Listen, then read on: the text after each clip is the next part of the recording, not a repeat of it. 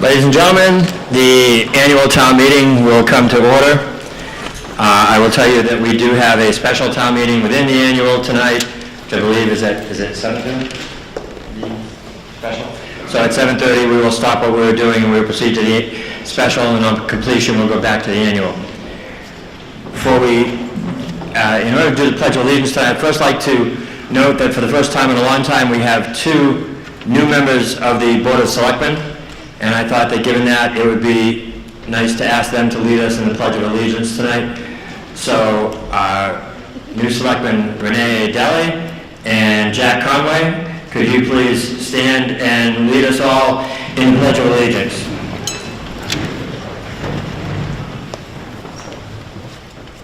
Pledge allegiance to the flag of the United States of America and to the republic for which it stands, one nation, under God, indivisible, with liberty and justice for all.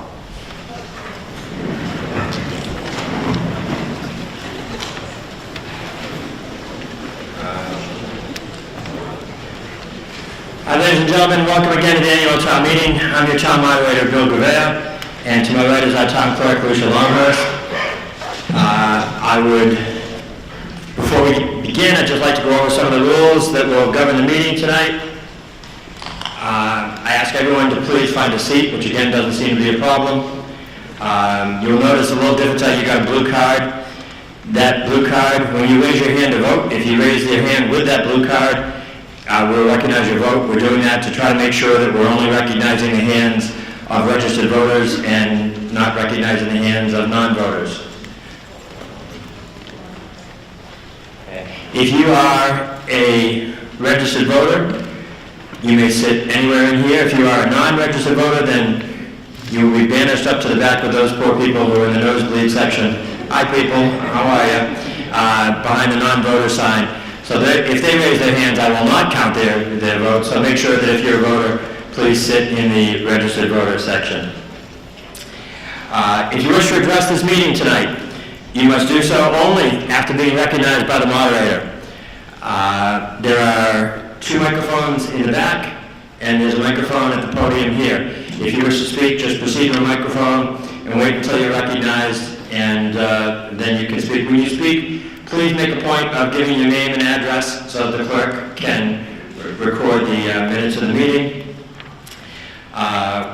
Please try and keep your remarks brief, to the point, and make sure that they are pertinent to the article under discussion. You cannot just talk about anything. It has to be limited to the article that's being moved and discussed. All speakers this evening at this meeting will be treated with courtesy by the moderator and everyone else in the room. No speakers will be allowed to use the meeting for personal attacks on any individual. All remarks will be directed to the moderator, and while I will allow questions to be asked of individuals, I will not allow cross-examination type discussion from the floor. In recognizing people to speak, I will try to call upon those who have not yet spoken on the topic before recognizing those who have already spoken. So if you're in line and you've already talked once on the issue being discussed, and I recognize someone behind you, it's not because I'm mad at you, it's just because I'm trying to make sure that people who haven't spoken yet on it speak before people speak for the second time. I will recognize motions to move the question, but I will reserve my right as moderator to deny any motion to move the question if I think there's still substantial discussion being held and a lot of people who want to do it. If a standing vote is required, you'll be instructed to stand in your seats until the vote is counted. If a ballot vote is required, then we're all in trouble and we'll deal with that later. If you wish to make an amendment to any motion, you must do it in writing and present it to the moderator and to the clerk. Please prepare your amendment in writing and bring it up here. If you are moving an article that has not been recommended by the Finance Committee, you must also present that motion to the clerk in writing. I remind you all that no motion to reconsider any article will be accepted by the moderator until at least 3 articles following that article have been acted upon by this meeting. If the article is one of the last 3 on the warrant, then I will recognize a motion to reconsider at any time prior to adjourning.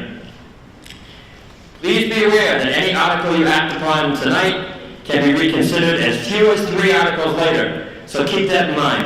What that means in English, and I explain it every meeting, is that if you came here for Article 8, now that's probably a bad one because that's the big one. If you came here for Article 3, and that really means a lot to you, and you came and you listened to all the discussion, and you voted for Article 3, and Article 3 won, and you go home because you want to watch TV, and you're all happy that Article 3 won, then later on, 5 articles later, someone stands up and says, I move we reconsider Article 3, the reconsideration passes, and this time Article 3 fails.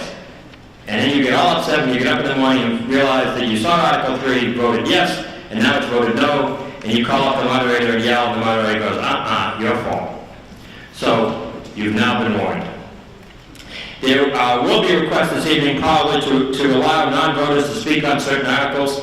While it is the right of the meeting to decide whether those people can speak, I would ask you to please keep in mind that they often have important facts that you need to have when considering a decision, so I ask you to please be considerate in allowing any non-voters to speak, provided what it is that they're going to speak on. Madam Clerk, has there been a return on this warrant? Norton, Massachusetts. I have served this warrant by posting attested copies at Chartley Post Office, Norton Post Office, Norton Municipal Center, Norton Public Library, and 3 other public places within the limits of said town, 14 days at least before the time of holding said meeting. Michael J. Mayer, Constable, Town of Norton, April 23rd, 2019. Thank you. Before we start now, just general trivia. Anybody know why we start with Article 2 instead of Article 1? Anybody who's not a selectman or a school committee person? Or town council? Okay, just so you can't say you didn't learn anything at town meeting, it's because at the annual town meeting, the spring annual town meeting, Article 1 is actually your election of officers. So you actually carried out Article 1 when you held the town election and voted on it. And that is the last bit of trivia you'll get from me tonight. Article 2. Mr. FinCom Chairman. Mr. Moderator, I move that the town vote to authorize the Board of Selectmen to accept and enter into contracts for the expenditure of any funds allotted or to be allotted by the Commonwealth and/or county for the construction, reconstruction, and improvement of town roads, and to see if the town will raise and appropriate and/or transfer from available funds a sum of money for the purpose of road and other municipal improvements within the town of Norton, which are eligible for reimbursement subject to conditions detailed by the Massachusetts Department of Transportation pursuant to Massachusetts General Laws, Chapter 90. Moderator, this allows us to get funds from the state for road repairs and things of that nature. Thank you. Is there any discussion or questions on Article 2? Seeing none. All those in favor of Article 2, please indicate by raising your hand. Look at all those blue cards. It's lovely. All those opposed? Article 2 passes by unanimous vote as declared by the moderator. Article 3. Mr. Moderator, I move that the town vote to transfer the amount of $17,500 from free cash to pay all outstanding separation expenses associated with the retirement of various employees from the town of Norton, and authorize the town accountant in consultation with the town manager to allocate amounts to appropriate departments. Mr. Moderator, these are final separation expenses for various employees of the town. Any questions or discussion on Article 3?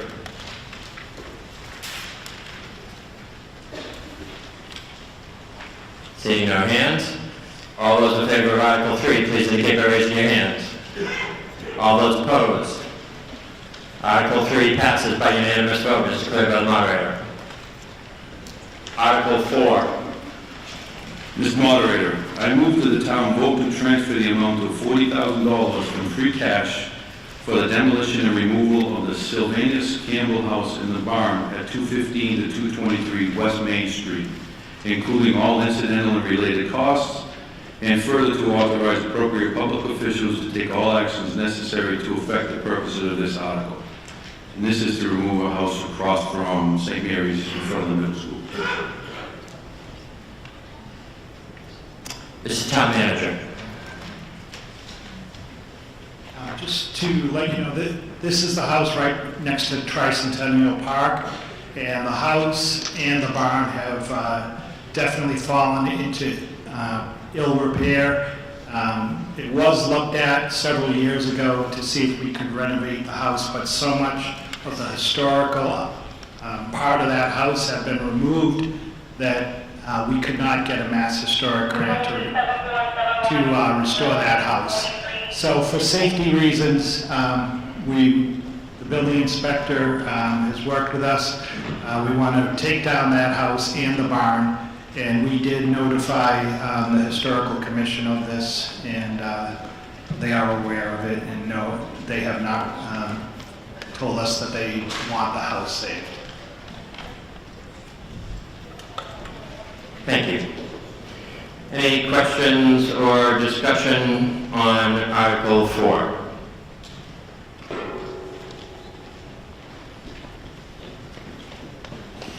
Any questions? Seeing no hands. All those in favor of Article 4, please raise your hands. All those opposed? Article 4 passes by unanimous vote as declared by the moderator. Article 5. Mr. Moderator, I move that the town vote to transfer the amount of $5,000 from the funds appropriated under Article 12 of the October 23rd, 2017 town meeting to be expended for environmental engineering costs related to the so-called Reed and Barton site identified as Assessor's Map 17, Lot 32-01, and the Assessor's Map 17, Lot 36, Elm Street, and for other costs incidental related thereto, and further to authorize the Board of Selectmen to take such actions and execute such documents and agreements as are necessary to effectuate the purpose of this article, including contracts with terms in excess of 3 years.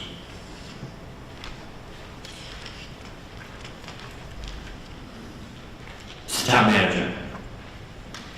We've been working with EC Associates, Civil Environmental Consultants.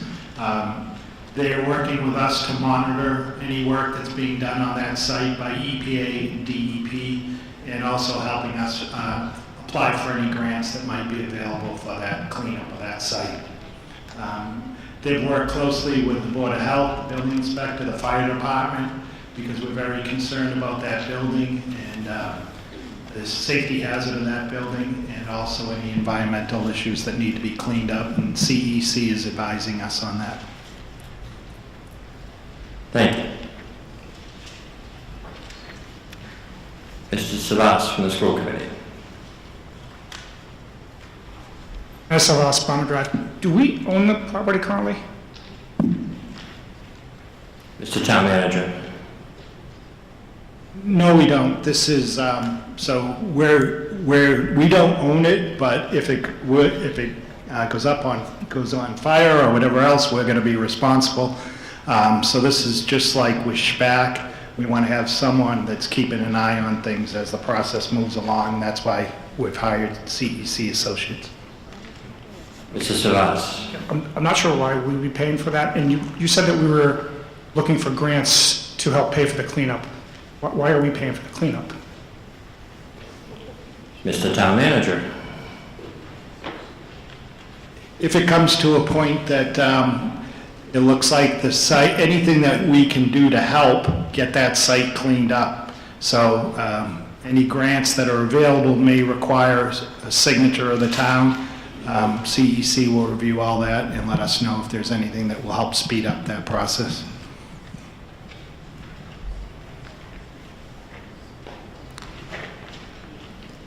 Ms. Dowling.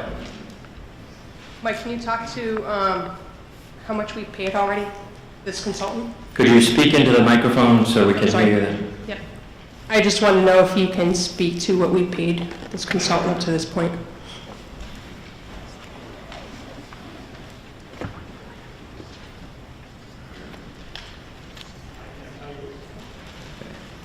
Town Manager. I can't tell you that right now. We're looking to see if we have anything with us tonight that would give you an idea on that.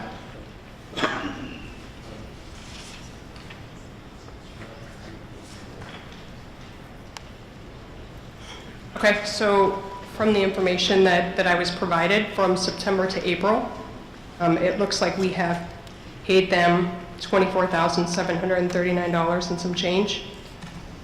So it exceeds. On this project, so it was $14,843 allocated for the town hall and $9,895 allocated for the community center. But, I mean, I think I'd like to understand, like, what we're doing, like, what are they exactly keeping an eye on? If this is the EPA and the DEP, I know that from previous planning board, or I'm sorry, permanent building committee meetings, it was discussed that, you know, some concerns were around whether or not the site would be safe, to have people working there later, and the response, I think that there was comfort with the committee that because it's the EPA and the DEP, that we were confident it would be safe. So I'm really trying to understand what we're paying these folks for. Mr. Town Manager. So we do have DEP and EPA out there, and we're not versed in this field. None of us are versed in this field. So we have the consultant working with them to encourage them to keep moving things forward and letting us know what they're doing, preparing reports for us on whatever DEP or EPA find on that site to keep us informed and let us know what's going on. And I know you Ms. mentioned. Delay. Ms. Delay, I'm sorry. I almost got it right again, twice in a row. It's okay. And then, in respect to helping us apply for any grants, I believe that there haven't been any grants available, so are we paying some sort of contingency for them to look at them? Determine if there are going to be grants? Because I would think that if there's a grant that comes available, we may pay some sort of a finder's fee and then pay them to prepare a grant. Mr. Town Manager. Yes, they have helped us apply for an assessment grant. We're waiting to see if we get that grant for this year. Okay, one more time. I was just going to say thank you. That's all I have. Thank you. Mr. Grant. Thank you, Mr. Moderator. Luke Grant, 210 North Washington Street. Having done a very small amount of environmental work myself, $5,000 is a drop in the bucket. This does not prime the pump. This does not complete anything. How do we know this isn't some kind of little nice train ride to take us to $300,000 or $800,000? That place is very old. I want to say this the right way. It was operated when people weren't so careful with the metals that they dealt with at that property. Heavy metals that exist on that property are among the toughest things to clean up. They get into the groundwater and go right down to bedrock and beyond. Wherever the crevice will let it go, it's everywhere. There are lagoons over there. I'm sure the people in charge are doing a great job, but I don't know how to minimize our exposure on that. And $5,000, I think, just opens the door. What do you see the total expenditures for this from our side? Not the project in general, but cleanup and the environmental work. Is there an end? Mr. Town Manager. We don't know that, and we're not looking to take on any of that cost. We're looking at EPA and DEP. DEP's doing asbestos work, and EPA's doing ground investigation and remediation. They've already done remediation along the bank, and now they're doing remediation, removing any tanks that are in the ground.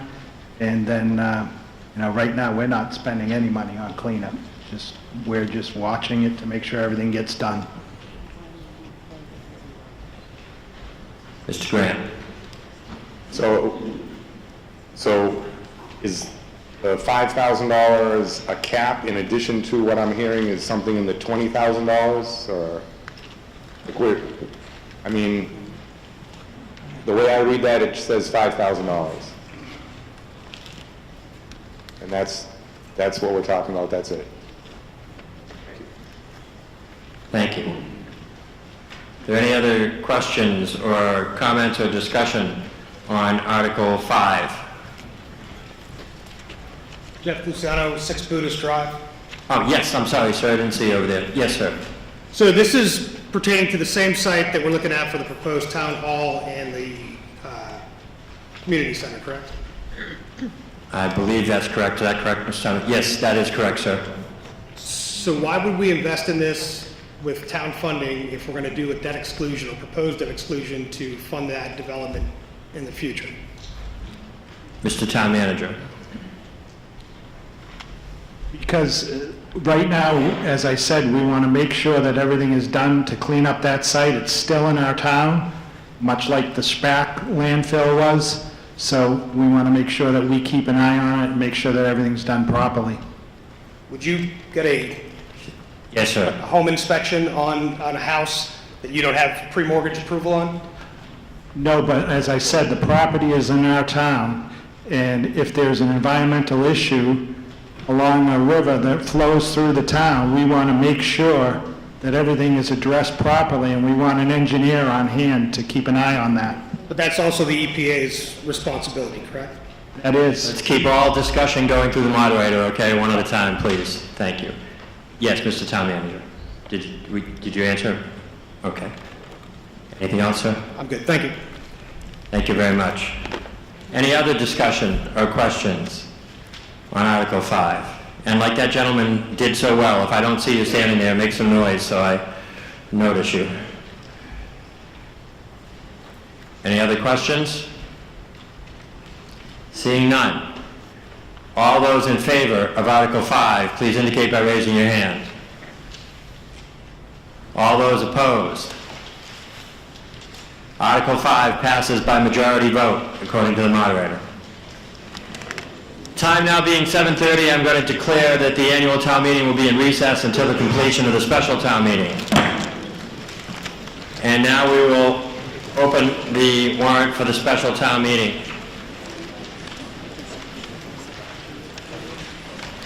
Madam Clerk, has there been a return on the warrant for the special town meeting?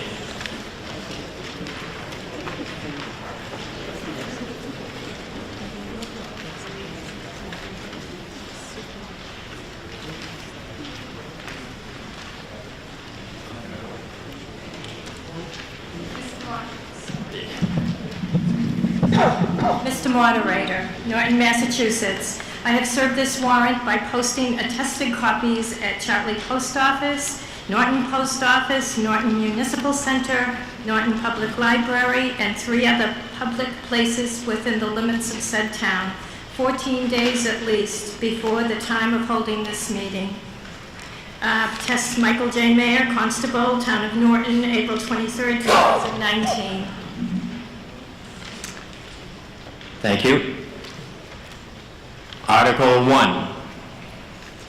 Mr. Moderator, Mr. FinCom Chairman. I move that the town vote to pay the following unpaid bill incurred in the prior fiscal year using existing fiscal year 2019 funds in account number 001-290-570, Communications Department.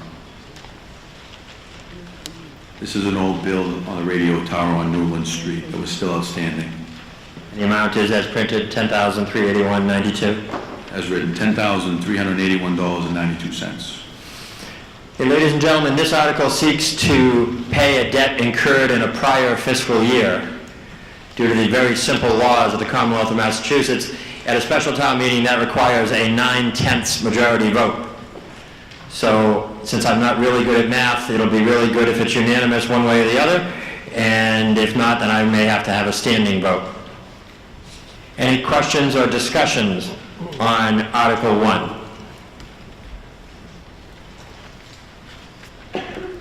Seeing no hands, all those in favor of Article 1, please indicate by raising your hands.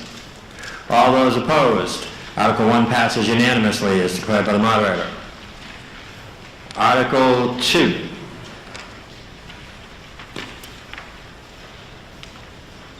Article 2.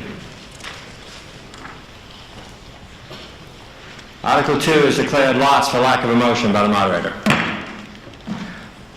Article 3. Mr. Moderator, Mr. FinCom Chairman. I move that the town vote to amend the vote taken on Article 10 of the May 14, 2018 annual town meeting by increasing appropriations for certain line items and to do so by transferring the additional amount of $53,763 from free cash as follows. Account 001-162570, elections for $9,800. Account 001-423570, snow removal for $43,963. For a total operating budget supplements of $53,763.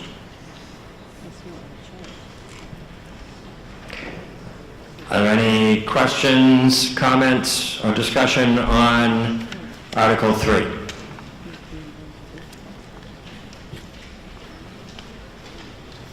Seeing none. All those in favor of Article 3, please indicate by raising your hands. All those opposed? Article 3 passes by unanimous vote as declared by the moderator.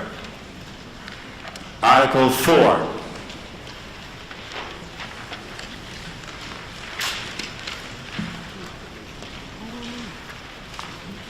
Article 4. Article 4 is declared lost for lack of a motion by the moderator.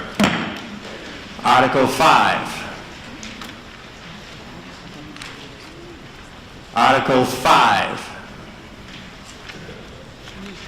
Article 5 is declared lost for lack of a motion by the moderator.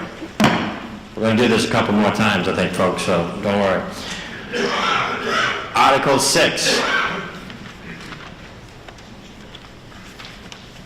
Article 6. Article 6 is declared lost for lack of a motion by the moderator. Article 7.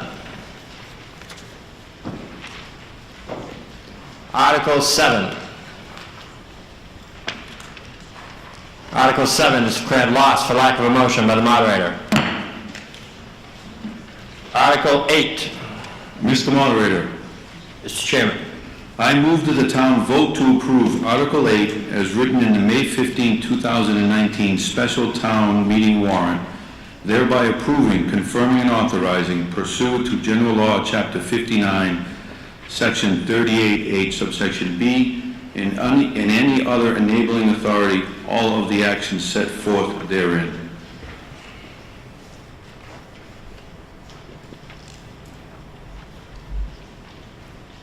Okay, is there anyone who wishes to speak and just explain this? Mr. Town Manager. This article is to authorize the Board of Selectmen to negotiate and enter into a pilot agreement with NextGrid Energy for a solar farm on Plain Street. And I hate the word pilot because it sounds like this is a deal so someone doesn't have to pay taxes. The assessors are required by the Department of Revenue to look at a solar facility, and there's a lot of parameters that they have to follow in determining how much the payment will be each year. And the reason we have a pilot agreement is so we get a set amount of tax money from the developer each year for the next 20 years. Without the pilot agreement, right now, I know the assessors has been at the appellate tax board with another solar facility in town that doesn't have a pilot agreement and is arguing, and most of them are successful at this, that they don't need to pay taxes on the solar panels. So by working with the developer to get the pilot agreement in place, we at least know we're going to get some money out of this. Thank you. Any questions, comments, or discussion on Article 8?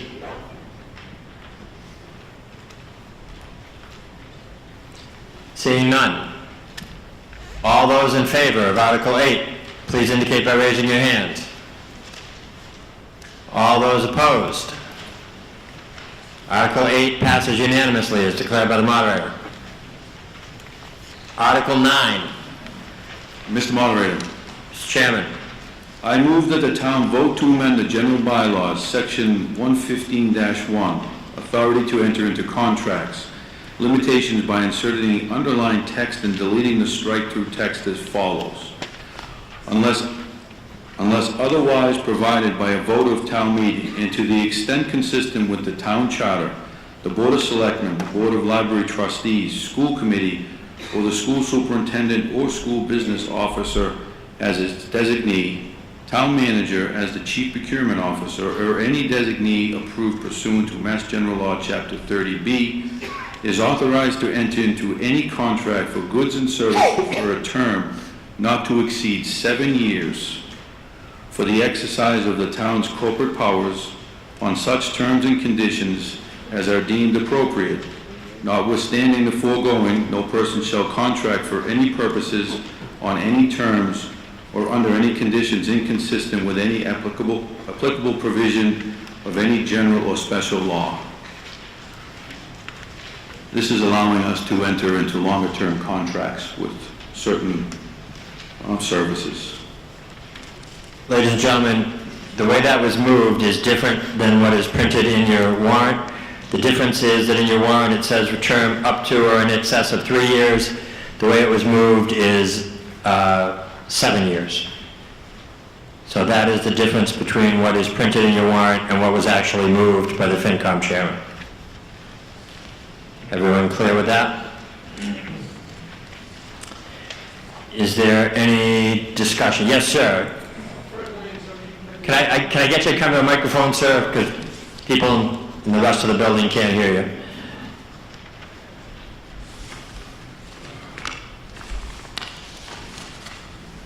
Thank you. Yes, Fred Williams, 17 Kensington Road. I have a question on that.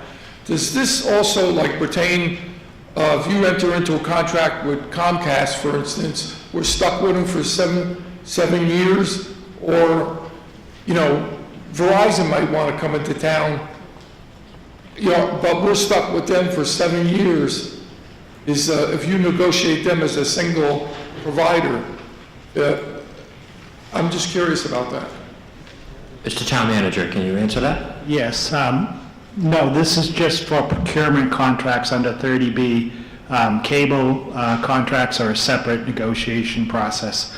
And not to correct the moderator, but the difference between what was just read and what was in the warrant there was no limit on the length of term of the procurement contract. And the Finance Committee felt that there should be no more than a 7-year term on a contract. So that's the difference. Thank you for noting that. Any other questions, comments, or discussion on Article 9? Seeing none, all those in favor of Article 9, please raise your hands. All those opposed? Article 9 passes by majority vote as declared by the moderator. Article 10. Mr. Moderator, Mr. Chairman. I move that the town vote to transfer the amount of $45,000 from free cash for the purposes set forth in Article 10 of the May 15, 2019 special town meeting warrant. And this is for expenses that may occur for some of the work on 123. Mr. Town Manager. In July, we'll be going out to bid for the Route 123 road improvement projects. So that'll run from Pine Street all the way up to Route 495, and will include traffic signals at the off-ramps and North and South Washington Street, sidewalks and bike lanes.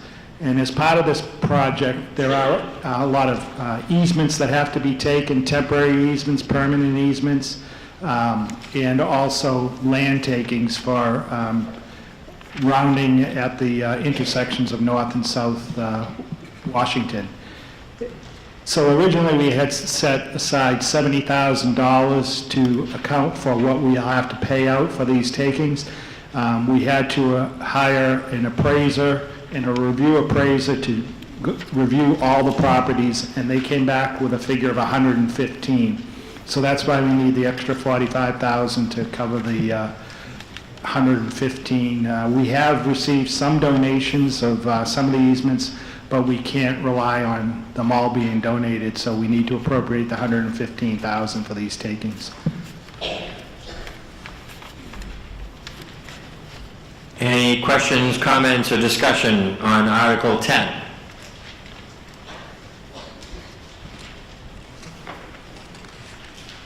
Seeing none. All those in favor of Article 10, please indicate by raising your hands. All those opposed? Article 10 passes by unanimous vote as declared by the moderator. Do any other business before the special town meeting? Seeing none, I declare the special town meeting to be adjourned. We will now reopen and go back into the annual town meeting. And I thank goodness Peter's there to tell me. Thank you, Peter, I appreciate it. We're at Article 6. This is why he's the mayor. Article 6. Mr. Moderator, Mr. FinCom Chairman.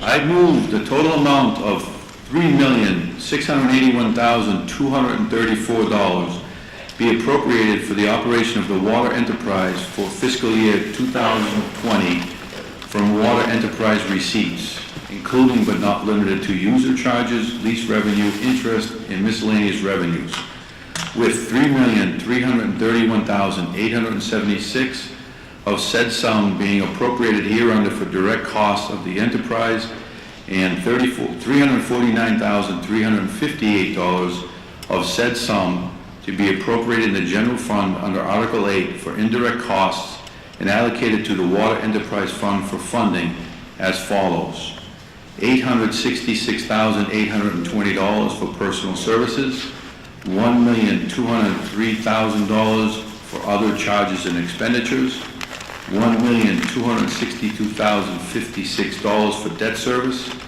$349,358 for indirect costs. Those will be charged to the enterprise fund from the general fund and raised under Article 8, for a total of $3,681,234. Mr. Moderator, this is the Water Department's operating budget for 2020. Are there any questions, comments, or discussion on Article 6? Yes, sir. Zach Tillis, Richmond Drive. What does this mean? The ratepayer, is there an increase coming for the next fiscal year, or does it stay flat? There's someone from the Water Department. Mr. Grant, you usually win the coin flip.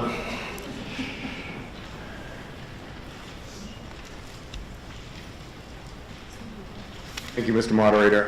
The question was, is there a rate increase due to this table or increase in expenditures? And not due to this. We do have a consultant currently looking at water rates, see what our obviously new treatment facility will do, rates, and looking forward and looking backward to see what we need to do with that. But this is really just our operating budget, and as you can look at it, it tends to go up overall. It's not a lot every year, but there are increases in many costs, and this is a little higher than the previous year. So this directly does not increase rates. Thank you. Yes, sir. Yes, Dan Kuchar, 85 West Main. I guess I can't help but just look at these bottom line figures and say, the last couple of years, I mean, including this request, more than 10% increase. Really? Can somebody explain why that is necessary? Mr. Grant? I don't have enough of the budget specifics to explain that. Debt service is obviously what it is. Other charges and expenditures, I don't have line items of that currently. Well, this is a town meeting, correct? Yes, sir, you are right. It is a town meeting, and those figures should be available. Yeah, I would think so. I mean, if there's justification, I'm not trying to be an ogre here, but if there's justification, that's fine, but I'm puzzled. I will say that I am a little bit prejudiced also, because I've been told for 3 years that there was going to be sewer running past my property on West Main Street. And 3 years have gone by, and I don't even have an estimate given for my condo complex of what we're up against. That's an unrelated... I'll decide that, thanks, but I think Mr. Grant has some figures for you now to answer your previous question, so I'd like to let him try to answer that question.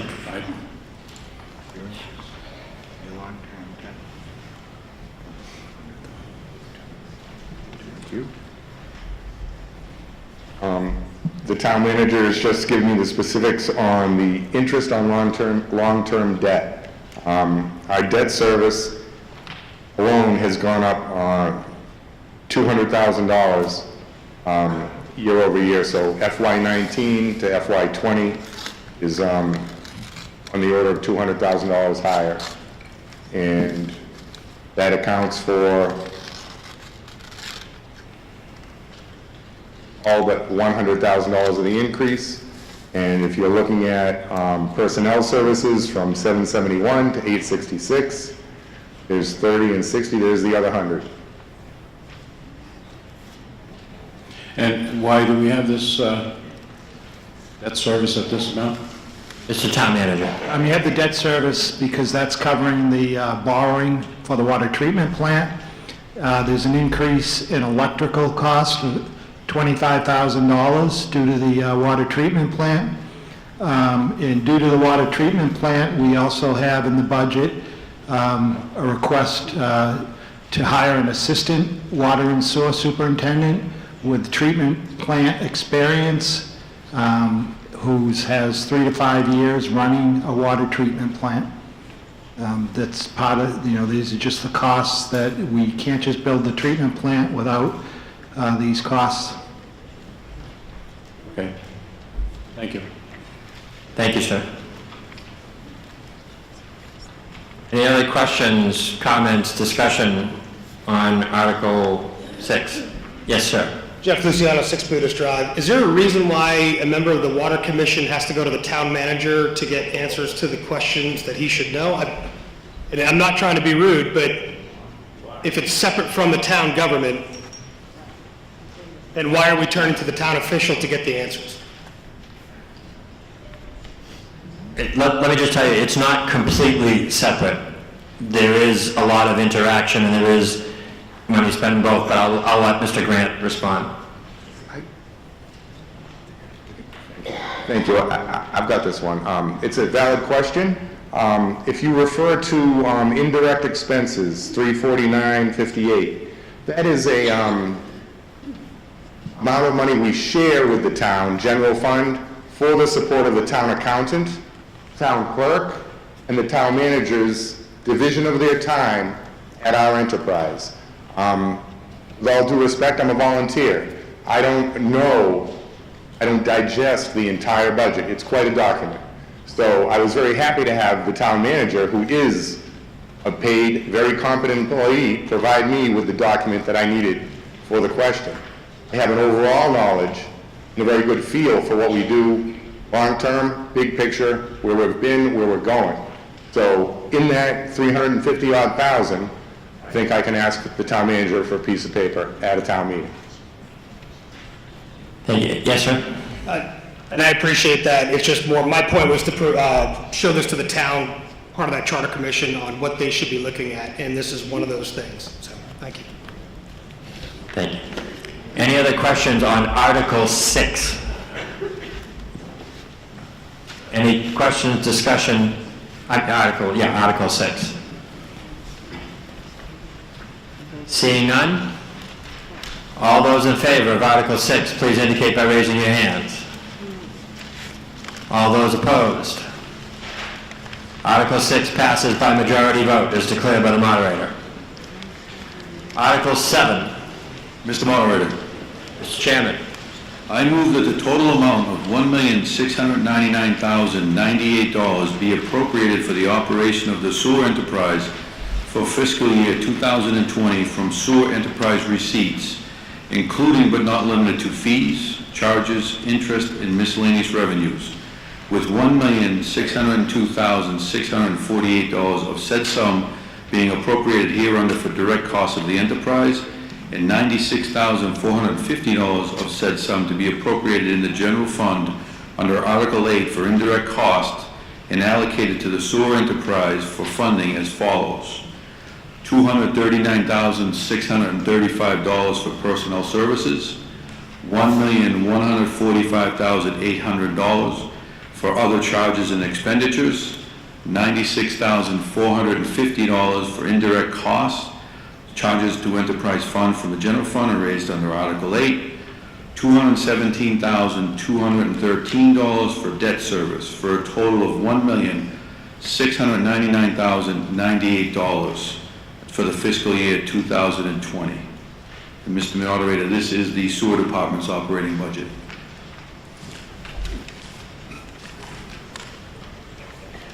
Are there any questions or comments or discussion on Article 7?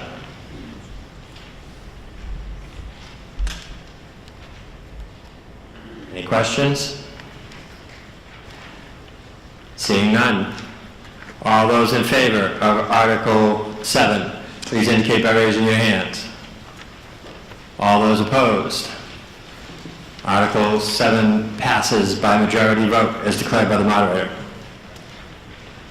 Article 8. Mr. Moderator, Mr. Chairman.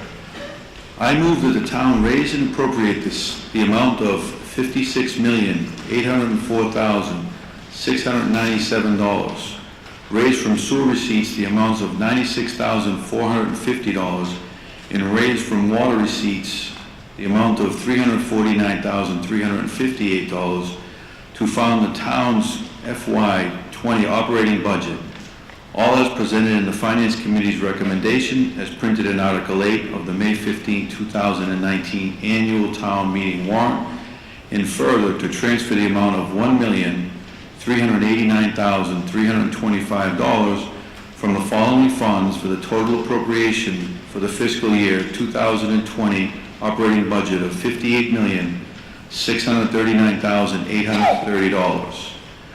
$100,000 from the Hicks Fund, $600,000 from ambulance receipts, $60,000 for septic betterments, $10,000 from the dog fund, $16,325 from the debt exclusion premium, $3,000 from wetlands protection, and $600,000 of free cash. Thank you. Before I let the town manager speak to it, I just want to say that the way we will do this, so you can prepare as you're listening to any remarks, is we will start one sheet at a time when we review this, and I'll just ask if there's any questions from the first one to the last one on that page. We'll discuss any that come up. We'll do that all the way through.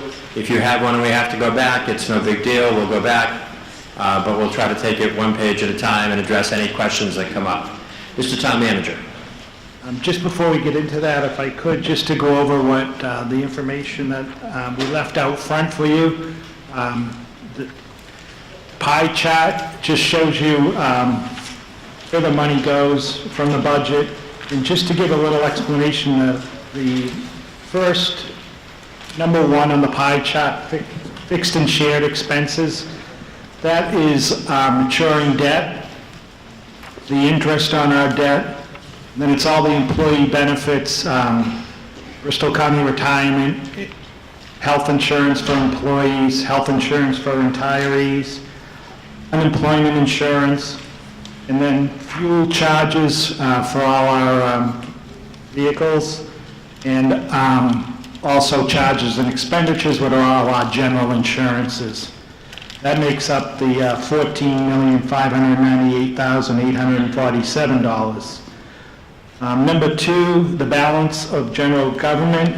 There's also a sheet out there that we put out that just shows how the budget breaks down. In the general government, you have a list of what departments come in under general government. Up top, you have unappropriated operating. That's all state, county assessments. Then the fixed and shared, and I listed what is in fixed and shared. Other schools, Southeastern Regional, in Bristol County Agricultural, then the general government, and the schools. So the fixed general government expenses, that's number 3 on that chart. That is for street lights, the reserve fund that the Finance Committee holds on to each year, legal services, elections, the Southeastern Regional Planning and Economic Development Agency, and the town report, postage, sale of weights and measures, and the monitoring of our former landfill. Then you have miscellaneous town offices and boards. You can barely see, it's a small item. That's just the Finance Committee, Zoning Board, Tree Warden, and Memorial and Vets Days. It's small. The schools would make up the purple section, and then Southeastern Region and Bristol Aggie, the lighter purple section. So that's just to let you know what that chart represents. Thank you. Okay, ladies and gentlemen, we'll take, if you have discussion or questions on the budget in general, we'll take those at any time. If you have specific ones to the line items that we will review, we'll try to take them page by page as we go, but as I said, if we skip one and we have to go back, no big deal, we'll answer all questions that we need to answer. So the first page begins with Board of Selectmen 122 and ends with Assessor 141. Are there any comments, questions, or discussion on any of those individual budgets?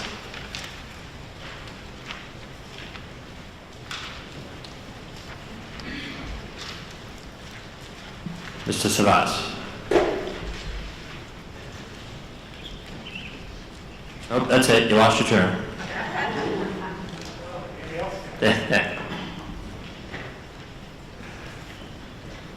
Dinesh Savas, Brown Drive. My question is on the Board of Selectmen, and I somewhat know the answer to this, but the personnel expenses is going up $59,780, I believe, for a full-time secretary or a secretary. I'm just curious if I could get the thought process behind why that was more important than some of the other departments that are getting cuts. Mr. Town Manager. That decision was made last year, and the position was filled in the fall.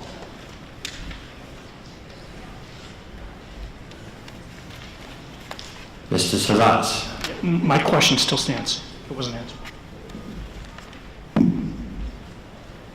Mr. Town Manager. The answer to that question, it's a very important position, similar to the superintendent's secretary that you have in your office. The selectman's secretary has to handle all the day-to-day interaction with all the residents of the town, has to handle licensing, has to handle minutes of meetings.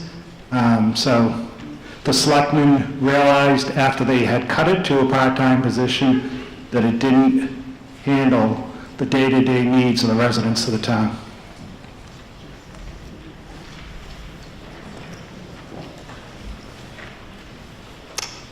Mr. Savas.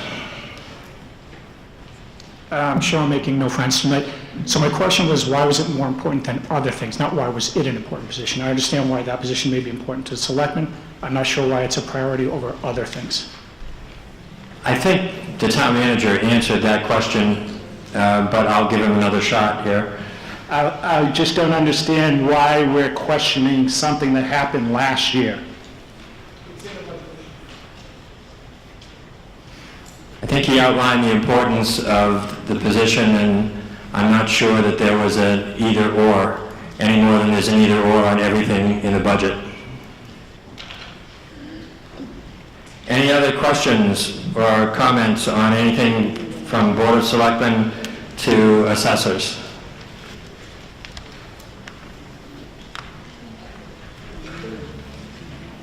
Okay. Next is the page that begins with Treasurer Collector 147 and ends in Elections 162. Any comments, questions, or discussion on anything covered on that page?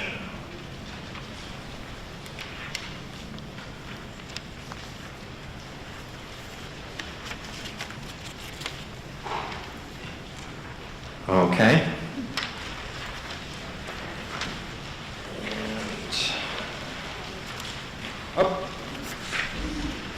Stern from the school committee.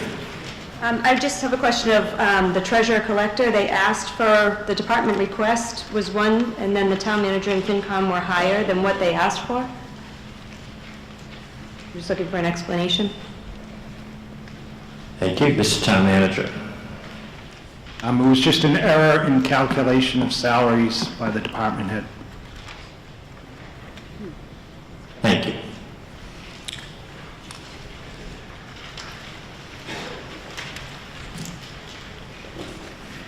Any other questions, comments, discussion from Treasurer Collector 147 to Elections 162?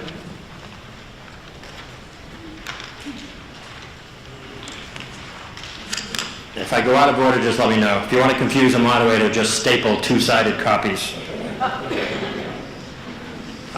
Next is the page begins Conservation Commission 171 and ends in postage, all departments 199.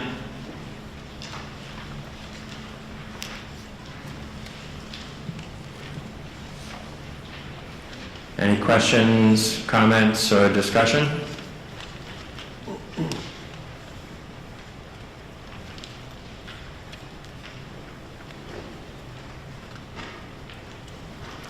Okay.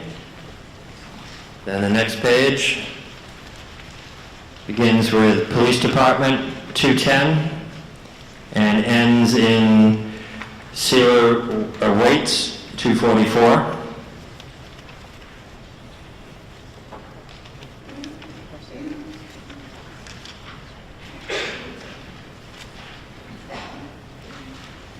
Any questions on anything on that page?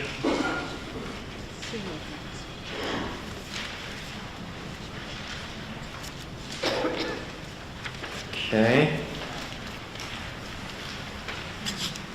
The next page begins with, is that Communications Center, 290, and ends in Highway 420. Yes, Superintendent.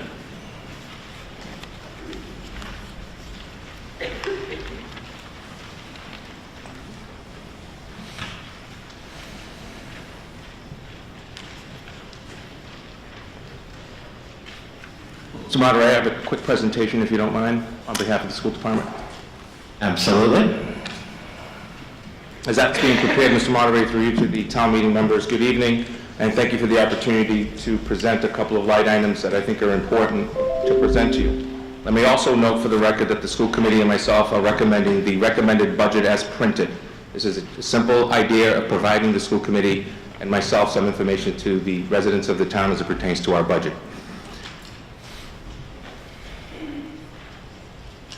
This year's budget was put together looking at four key areas that we believe are in front of us as a school district. And they begin with the idea, when we presented our budget, that we had federal and state mandates, and then we have general education within our budget process. We presented that at various FinCom meetings as well as 6 different meetings where our budget was presented within our own time of the school committee meetings that are published. Second was making sure that all students are achieving. Our third priority, student social emotional learning. I can speak a little bit to that, but I'm sure you've been hearing about some of the issues that not only Norton faces, but every institution is facing, public, private, charter, it doesn't matter. And that is the growing issue of student stress. And late this summer, there'll be a publication coming out about the increase in teenage suicide nationally. This is a critical issue that we are seeing, and for any of us as leaders of schools or involved with schools or as families who have had to deal with that issue, we all know how difficult it is. The second is making sure that we continue to move forward with college and career readiness. And then lastly, making sure that our staff are receiving the training that they need with the expectations that are being set not only by the workforce, but also by colleges. Our budget went forward, budget went forward as a 6.57% increase by the school committee. That was broken down into the mandates of 3.7% and the general education of 2.87%. The level services number came in at 5.81%, which broke down again to 3.7 and the 2.11. The bottom line increase voted by the FinCom, being requested of you to vote tonight, is $1,111,918 increase, or 3.9%, meaning that we have to find $545,343 in our increased budget request to get to level services. How we do that is we're cutting the following lines. We will cut materials and supplies by yet another 150, substitute lines by 99,000, tech and curriculum by 201,343, use some of our remaining choice funds at 95,000, cut 2 positions, I want to talk about that briefly, and teach savings, any savings from teaching over the summer based on leave of absence that are announced, for example, after tonight or during the summertime, which typically we get 1 or 2 of those. The 2 positions cut are not finalized simply because we've had some retirements. We're looking to cut the positions without having to cause a layoff. In other words, we won't hire a new person, we'll backfill the position. That is our goal within this process. Since 2015, we have brought in $1.7 million in school choice funds to this town. We've brought in $750,000 in Medicaid reimbursement to the general fund. The difference is, one, school choice goes to the school committee for control, the Medicaid reimbursement done by the schools goes to the bottom number, and then is, quote, put into the budget process, of which then we get some of those funds down. I believe it's the 70-30 split is what's utilized. Since FY15, as families have been paying the highest fees in the Commonwealth. One other community just voted to go to $360 on transportation, we're on $350, and another local community about 20 minutes south of here is voting for $1,500 per student to take the bus, no cap. Since FY15, the schools have provided over 1,000 hours of community service to the community and local communities. That's our students and our staff. Since 2015, or since last year, we cut $123,000 one-time cost to the town that went to the school department last year, if we remember, at the town meeting. But we also cut all the benefits and retirements for all those employees going forward to the town long-term, because it's now been privatized. And lastly, we've seen a decline in enrollment at the charter school. When I started here, of 193 students going to the charter school from Norton to now 98 students. And we're proud of that for 2 reasons. Number one, we believe we're giving those families choices, that we are the best public school system in the area. The outcomes. Since I can only speak to 2018 because our numbers are still up in the air for the graduates this year, these are factual numbers. 87.5% of our students are going to 2 or 4 year schools. But what's the best is that the highest ever of students getting into 4 year colleges was 94%. And then the second part of that is that 77%, the highest percentage in a graduating class in Norton's history, went on to college. That's pretty darn good numbers for a community. We have the highest advanced placement scores to similar districts. We're in the top 3 in our MCAS scores to similar districts. we are 1% to 2% higher in SAT scores than similar districts. And our per pupil expenditure audited is $15,145 all in. This means every single thing that's utilized, from benefits to what you vote on an annual budget, which is 2.7% less than an operating budget to comparisons and 13.8% less for all expenditures to comparable districts. $19,600,000 plus. That is the difference over 5 years between the average per pupil expenditure in the Commonwealth and what you spent over the last 5 years. We are getting $19.6 million less in 5 years, but our outcomes continue to move us forward. We're proud of that. We're also hitting a roadblock, especially on the issues that I talked earlier, student achievement and the SEL emotional issues. If you take a look at our budget through the years, you'll see that the biggest increase we've seen is within our adjustment counselors within the district, our psychologists, and those folks that are providing those direct services in special education. That's a whopping number in comparison to the average per pupil expenditure. Well, tonight we're asking that you vote the recommended budget as placed by the FinCom. And second, that we assume, as a school committee and the superintendent, that we'll be back in the town meeting floor in the fall to request some of this funding, what we would call one-time funding, not personnel funding, in order to be able to move us forward in October into November. Our Vision 2022 is out. We published it for you. We have 150 copies. It's right here. It talks about the goals of the district for the next 3 years. In the fall, you will receive what that costs in terms of meeting those priorities we set earlier going forward into FY21. And lastly, if you go to our website, www.norton.k12.ma.us, you will see all of this information under what's called the Transparency Center. It is published by ClearGov. It is all audited, so the most recent information only goes to 2018 through the Department of Revenue and through DESE for all audited numbers. And you can compare us to a local district, statewide, or what we call similar districts, districts our size with the same type of demographics. Those two communities are East Bridgewater and Foxborough locally. Everywhere else, it's in Western Mass, in comparable districts with our student population and what we expend. So I ask you to support the school budget tonight when the time comes. I thank you for your time, your support, and most importantly, an understanding that Lansing Nation is doing pretty well, but it's starting to get to the point where we are seeing big holes in our budget that are going to cause us some significant stress. Thank you and have a nice evening.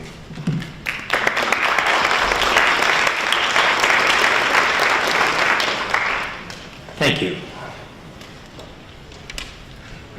Any other questions or comments about page beginning with Communications Center and ending in Highway and having school somewhere in the middle there? Yes, sir. Zach Tillis again, Richmond Drive. For a couple questions. First of all, I'd like to thank Dr. Bayard and his team. I think the schools do a phenomenal job. My son attends at JCS, and we couldn't be happier. I got two questions. Number one, you got a 6.5% increase in the budget. Not questioning that at all. What I'm questioning is we live under Prop 2.5. And it's clearly, you get 2.5 a year plus growth. I think this year it's 3.5%, rough and dirty. How does that sustain going forward without asking for an override year after year after year to keep up with these growing costs? Because it seems like we're falling further behind.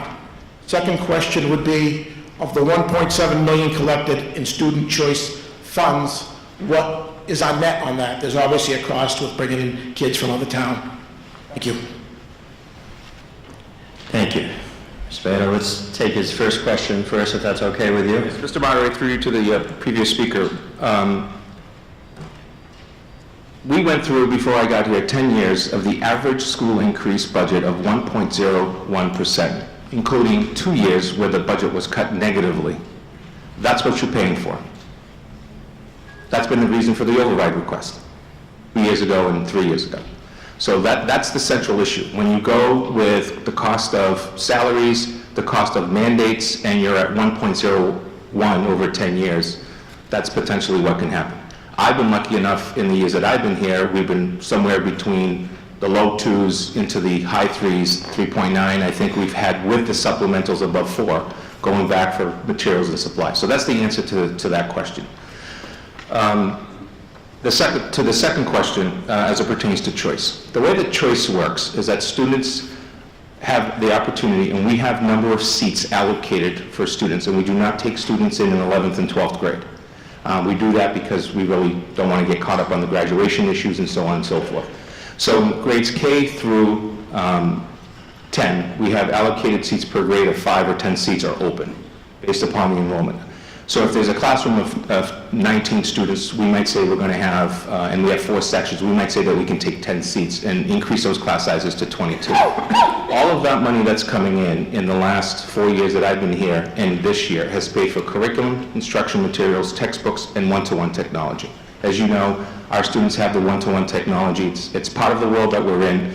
There's a cost associated to that. We do a leasing program, not a buying purchasing program, because financially it's an easier cost year after year, and that's where the school choice money goes into. The biggest issue that happens with anything and everything that I get all the time from school choice questions is if it costs $10,000 to educate a kid, how could you allow for a kid coming in for $5,000? Because I have an empty seat.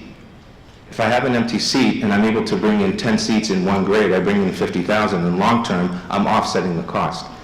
None of the children that attend this district that currently have one-to-one devices would have those devices because our operating budget hasn't had those funds. Curriculum and textbooks, everything from our science curriculum, our reading curriculum, and so on, have all been purchased. We've gone back for some money in the fall in the operating budget for those items, but in general, it's been paid for that. Professional development line item, you'll see it's practically zeroed out in our budget. It comes from there in terms of, for example, we just had 45 teachers who took a trauma-sensitive course. It was $25,000. We used the school choice for that. Why? Because we needed to retrain our teachers on what it is to have a student in front of you who's gone through trauma. And what does that entail in terms of teaching and learning. So that's how we are utilizing those funds. The school committee has been very careful to try to use those funds as one-time costs. They end up, in some cases, being recurring because of things like lease. We've stayed away from staffing simply because if the money isn't here next year, then where does the money come from? I'd have to go totally to the operation.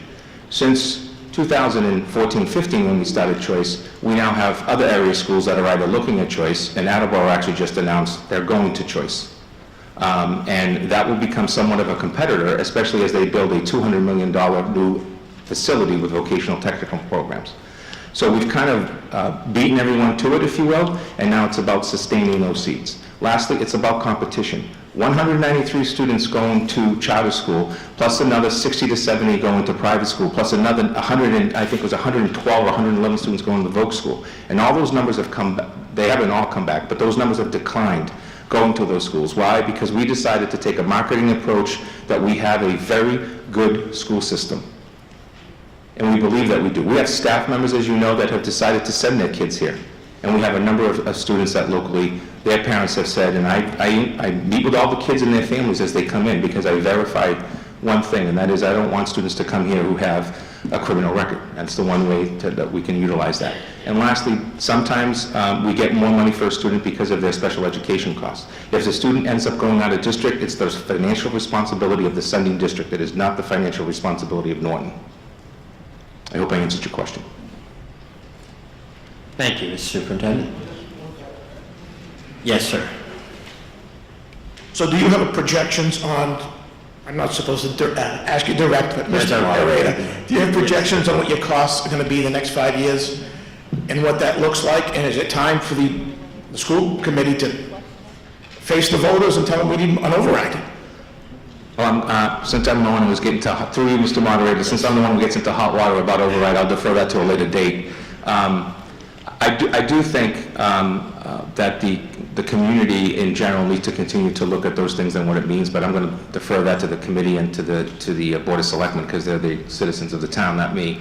That said, we do not have a 5-year analysis, if you will, but I do believe in the very near future that that is going to be part of discussions between Board of Selectmen, FinCom, and the school committee.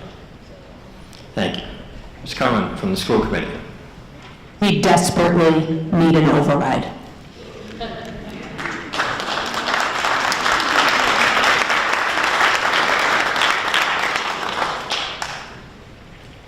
I love short but sweet. Any other questions? Yes, sir. Matthew Jacks, 4 Stonyfield Road. Could I just ask about additions that we've had? You talked about subtractions that we may need. What additions have we had, and maybe administrative positions or possibly educator positions? Sure. So in terms of overall, you'll see that our budget represents a negative both administratively and in teachers over the last 3 years, not a positive. Specifically last year, 6 teachers, 1 administrator, and then the entire food services department, if you remember that situation. This year, our goal is to make some switches because we want to introduce health at the high school. We have no new administrators, no new support staff. We do have 2 paraprofessionals in the budget for special education, and then filling all of our special education requirements for retirees and/or as needed. Yes, another question? Yes, sir. One other question. What other funds are available or used? You have a CHAMPS program, right? Are there any other general funds that are used? Yes, we use our revolving funds for both transportation, for athletics, for preschool tuition, for facilities revolving. Thank you very much. Any other questions or comments or discussion on any budget on this page? Yes, sir. Again, Matthew Jacks. May I ask a question on the highway, or just on the personnel services? It looks like an increase. FinCom recommended $121,000 on the personnel line. Could somebody just explain what that is for, please? Mr. Town Manager. There's 2 new positions in the highway department. Just follow up, just brand new positions or replacing? Brand new positions, yes. Thank you. Any other questions, comments on this particular page?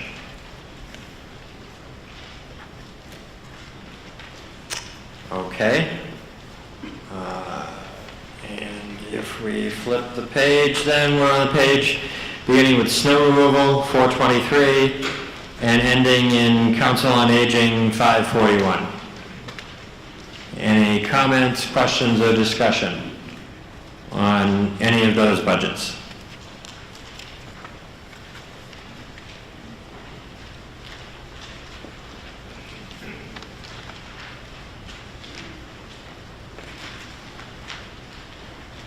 Okay. Then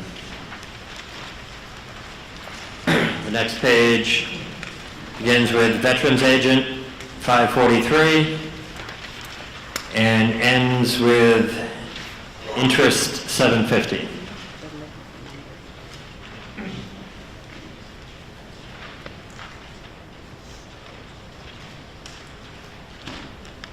Any questions, comments? Yes, Gretchen. Gretchen Stalter, 7 Stonyfield Road. Can you just go back, I'm sorry. Sure. Back to Board of Health, I'm just curious, who is being added under personnel and charges and expenditures? Will those increase? I'm just curious as to... What's the budget now? Board of Health, 510. Correct. And your question was, what's the increase?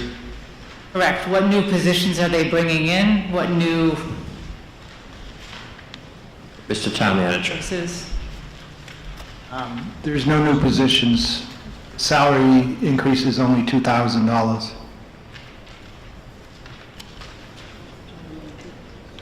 I'm looking, the budget appropriated $148,194, and the FinCom recommended $157,095.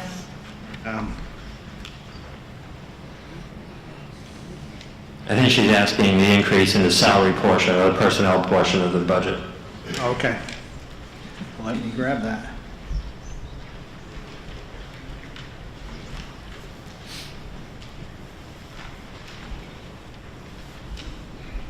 There is no new positions, it's just contractual salary for the people that work, the 3 people in the department. Okay.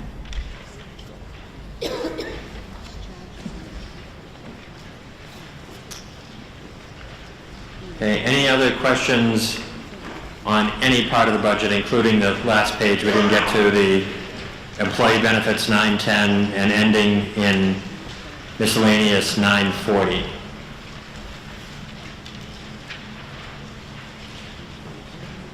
Yes, sir. On the police budget, is the second school resource officer still in, or is that out? Not sure if that's the superintendent or the police. Sure, whoever, Mr. Town Manager. That is in the police budget.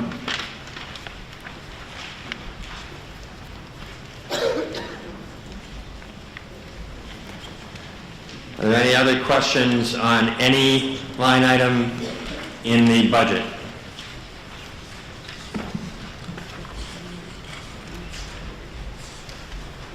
Seeing none, then I assume you're ready for the vote. Let's make sure we get the final figure correct.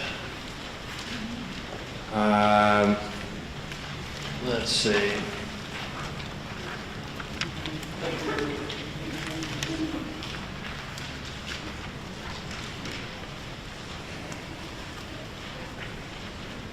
Mr. FinCom Chairman, can you just read me that figure that you moved, the total budget? $58,639,830. So you've heard the motion, you've seen the line items. One more time, is there any discussion, questions, or comments on Article 8? Seeing none, all those in favor of Article 8, please indicate by raising your hands. All those opposed? Article 8 passes by majority vote, is declared by the moderator. Article 9.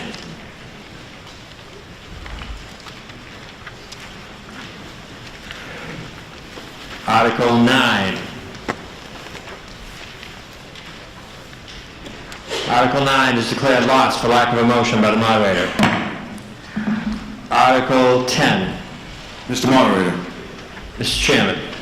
I move that the town appropriate this total sum of $1,670,085 for the purchase or lease for periods of time up to or in excess of 3 years with an option to purchase and equip the following new and/or replacement capital items or for capital projects for various town departments, and for the payment of all costs incidental and related thereto, for the purposes and in the amount set forth in the Finance Committee's recommendation and in the chart entitled Article 10, Proposed FY20 Capital Budget, and to meet said appropriation to transfer the sum of $532,525 from the Capital Improvements account, the sum of $132,500 from the Ambulance Reserve Fund, the sum of $23,000 from the Dog Fund, the sum of $287,560 from Sewer Enterprise Retained Earnings,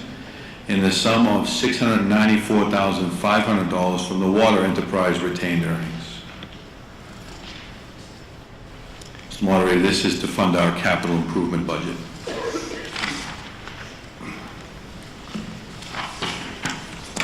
Thank you. And ladies and gentlemen, this involves exchange with the Capital Improvements Fund, and as a result, will require a 2/3 majority vote in order to pass. Are there any questions, comments, or discussion on Article 10?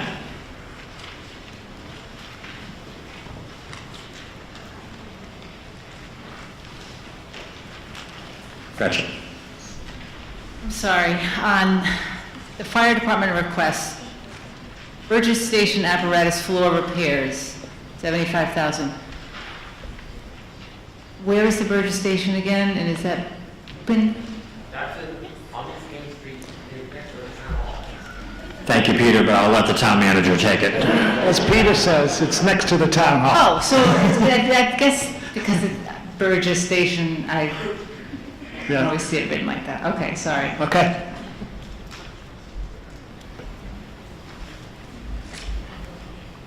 Any other questions, comments, discussion on Article 10?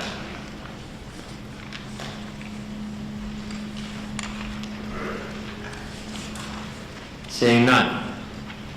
All those in favor of Article 10, please indicate by raising your hand. All those opposed? Article 10 passes by unanimous vote as declared by the moderator.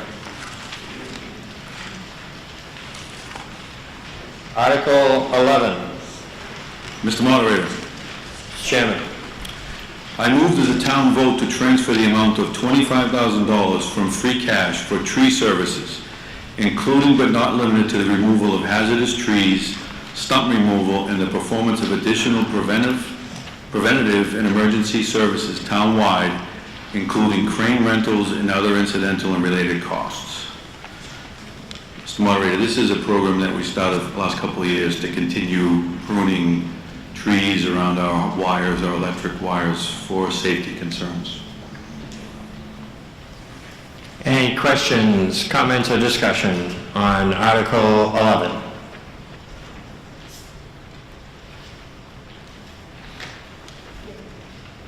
All those in favor of Article 11, please indicate by raising your hands. All those opposed? Article 11 passes by unanimous vote as declared by the moderator. Article 12. Mr. Moderator. Mr. Chairman. I move that the town vote to appropriate the amount of $700,000 for planning, design, and construction of water main improvements and appurtenances along East Main Street from Pine Street to Route 495 in conjunction with Mass DOT roadway improvement projects, and for related legal, administrative, and all incidental and related costs, and that to meet this appropriation, the treasurer, with the approval of the Board of Selectmen, is authorized to borrow said sum and issue bonds or notes thereto in accordance with General Law, Chapter 44, Section 7 or 8, Chapter 29C, or any other enabling authority. That such bonds and notes shall be general obligation bonds of the town, although it is anticipated that the borrowing will be repaid from the Sewer Enterprise Fund and in accordance with General Law, Chapter 44, Section 20, to authorize any premium on such bonds or notes, less any cost of issuance may be applied to reduce the amount to be borrowed hereunder by a like amount. Okay, ladies and gentlemen, this authorizes borrowing on behalf of the town, so therefore this article will require a 2/3 majority vote for passage. Is it? Oh, we changed it. Okay, can we just change that to read including your motion that is the water enterprise account? Is that a friendly amendment to your motion, or we'll just recommending yes? Make that in the motion, so it is the water enterprise account. Thank you, counsel. Thank you twice. Mr. Grant. So this is in conjunction with the upgrades to the East Main Street, over by 495 and the lights, and then North Washington, South Washington. We have, the water department has newer main that has not been tied in to the cross mains, and other residences along the 123 or East Main have not been tied into the newer main. The state is paving and upgrading the road. The state is requiring the water department to do all their housekeeping now prior to the paving, so that once they pave, the subsurface of the road will be up to par with the top of the road, and nobody will have to go in for several years. So it's $700,000 specifically. There's $620 of construction and about $80,000 of contingency money. This will cover that work. Thank you. Are there questions, comments, or discussion on Article 12?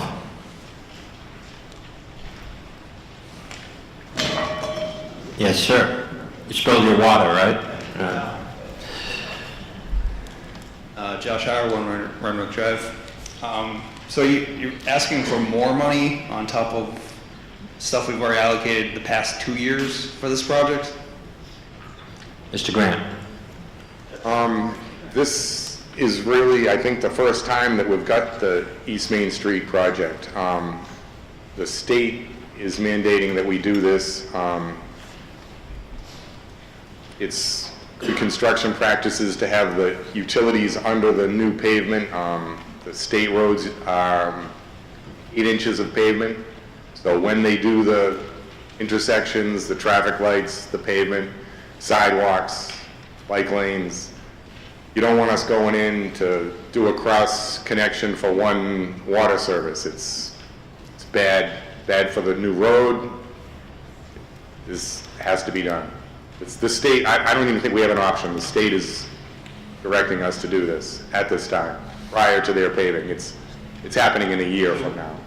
My other question is allowing you guys to borrow money without asking town approval going forward?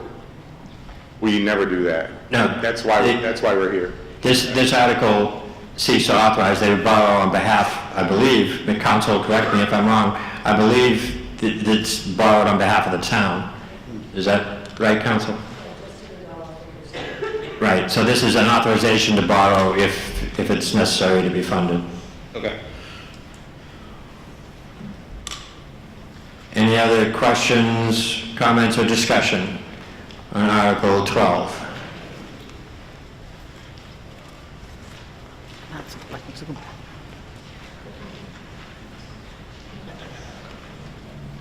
It's always fun when someone gets up, you don't know if they're leaving or going to the microphone, and you don't want to recognize somebody and then not have them go there. Any questions, comments? Seeing none. All those in favor of Article 12, please indicate by raising your hands. All those opposed. Article 12 passes by a 2/3 majority vote as declared by the moderator. Article 13. Mr. DeLuca. Moderator, Tom DeLuca, 5 John F. Kennedy Drive. I'd like to reconsider Article 8. There's a motion to reconsider Article 8. Is there a second? Okay, I'm going to go out on a limb here and tell you that I don't think Mr. DeLuca really wants to reconsider Article 8. I believe the intention here is he is making a motion to reconsider and hoping that it loses in order that then prevents the article from being brought up for the duration of the meeting. I don't want to state his intention, but I've known him a long time, and that's the way it happens.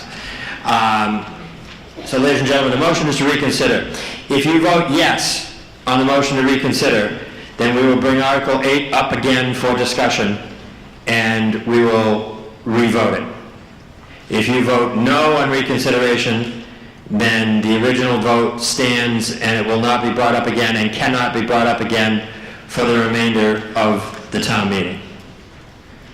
So again, a yes is to reconsider it and discuss Article 8 again. A no is to leave Article 8 as it's been voted earlier this evening. Everybody clear on the yes and no? Okay? All those in favor of reconsideration for Article 8, please indicate by raising your hands. Oh. All those opposed to reconsideration? Article 8 is defeated by a majority vote as declared by the moderator. Article 13. Mr. Moderator. Mr. Chairman.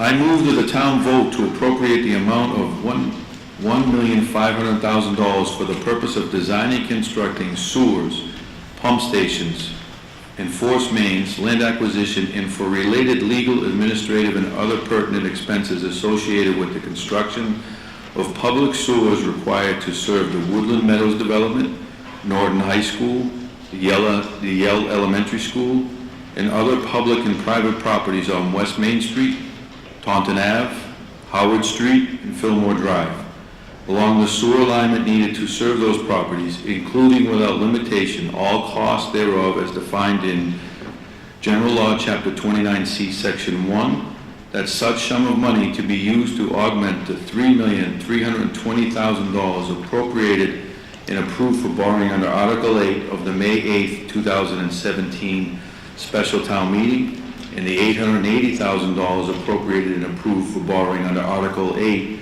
of the May 14, 2018 special town meeting, and further to authorize the funds appropriated under such articles to also be expended for the purposes set forth herein, that to meet this additional appropriation, the treasurer, with the approval of the Board of Selectmen, is authorized to borrow $1,500,000 and to issue bonds or notes therefore in accordance with General Law, Chapter 44, General Law, Chapter 29C, or any other enabling authority, and further to approve Article 13 as printed in the warrant.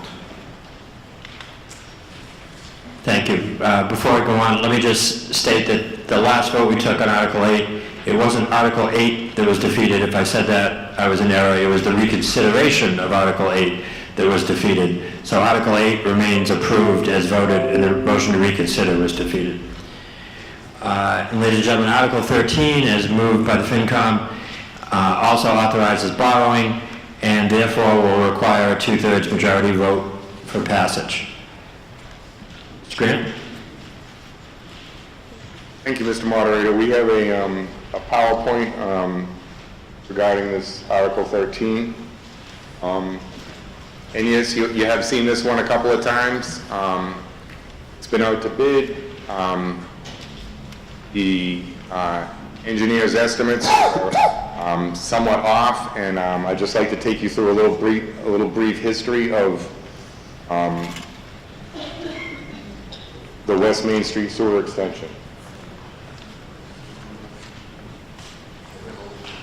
Oh, I think Dr. Byetta might have taken it. Do you have the remote? It's on the phosphate. Well, what? Not have the remote. Don't trust him, he steals gavels. All right. So the background is the Woodland Meadows on-site septic system has been limping along for several years, and several years ago, the DEP suggested that they do something with it, and we met with them as a Water Sewer Commission and came before you and got approval for funds. Also, in conjunction with the Woodland Meadows, the schools, the high school and the Yale School have been using the middle school on-site treatment plant for their sewer needs. This project will serve both the high school and the Yale School, take those schools off of the middle school treatment plant, leaving that to be on its own, and hopefully it will hit its nitrogen numbers. The high school and Yale School will be on the new sewer line. This extension down West Main Street is part of our Water Sewer Commission 2015 Comprehensive Wastewater Management Plan, and it is an extension of the Town Center project, which brought sewer to Wheaton College and then over to the Interceptor, through which the town was able to connect the LG North School and solve that long-standing septic issue. This also serves to use some of the MFN. We have our wastewater treatment plant in our town, which is also serving Mansfield and Foxborough.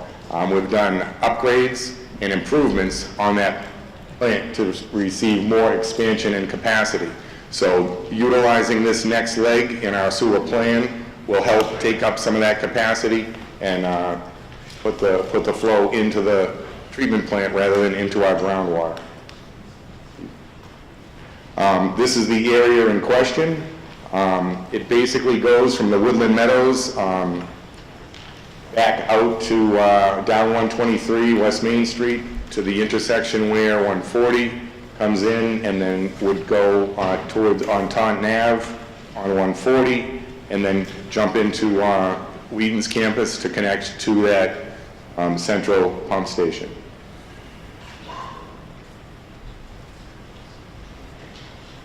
In the beginning, we had our engineer's estimates of cost. The total project cost was estimated at $4.2 million. Very recently, we received our bids. After receiving the bids, which I might add are very closely grouped together so that there wasn't one bid very high and one bid very low. They were all within a very small margin, showing us that that's where the construction environment is currently. We need an additional $1.5 million to do this project. Some of the reasons you'll ask why we think the bids came in higher than our engineer's estimate. Current bid climate, contractors are busy, contractors of this size especially. You need bonded contractors. Some have run 2 or 3 crews on the same job. They're of a certain size and there's a lot of projects going on, so it's a bidder's market. The contractors are busy. Secondly, and this cannot be stated enough, it's a state highway permit requirement. Initially, we had a corridor where we may have been able to do a little more narrow paving. Some of the corridor that we have to put the pipe in now through our plan research and full planning, we're going to have to do some entire road paving and a lot of half one-lane paving. And as you know, West Main Street's a very wide road, and the state requires us to pave 8 inches of asphalt, 8 inches. Another problem, another complication is in its location to the proximity to the schools and the school buses and whatnot. As this project will continue into the school year, it has come to be expected to be a night project. We're applying to be considered for night work. That also drives the cost up a little bit. And lastly, one of the corridors where we were going to go, there was a undocumented drainage line which we found through our site exploration and our borings, and that again moved us into a different path. And some boulders and whatnot. When you get deeper, there's a lot of ledge. So we opened the bids on May 9th. We're here tonight, the 15th of May, and if we proceed here tonight, we have low interest funding. The state revolving funding, it's 2% money. Very, very low interest loans. To get that funding secured, we have to start construction by the end of June of 2019, so next month. And not so much shovels in the ground start, but it's begin the project. Move stuff in, get some contractor going. And this project is expected to be completed within 1 calendar year, and mostly that's the paving. They can put the pipes in the ground in this construction season as long as we get going right away.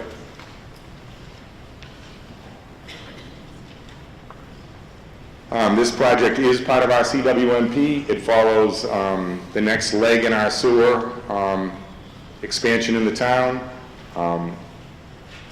It does very good things for the Norton schools. Like I said, our middle school treatment plant was only designed to serve the middle school.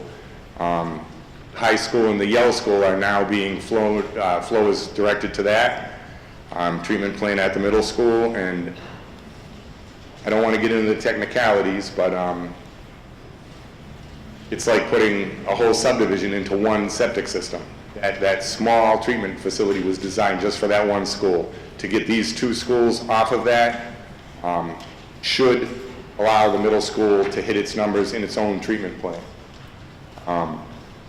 And the Housing Authority, again, they were the driver of this, and through our bid openings and conversations with the state agency which provides the funding for the Housing Authority, in the past 2 days, the state has decided this is such a priority for them, they granted us $200,000 more dollars.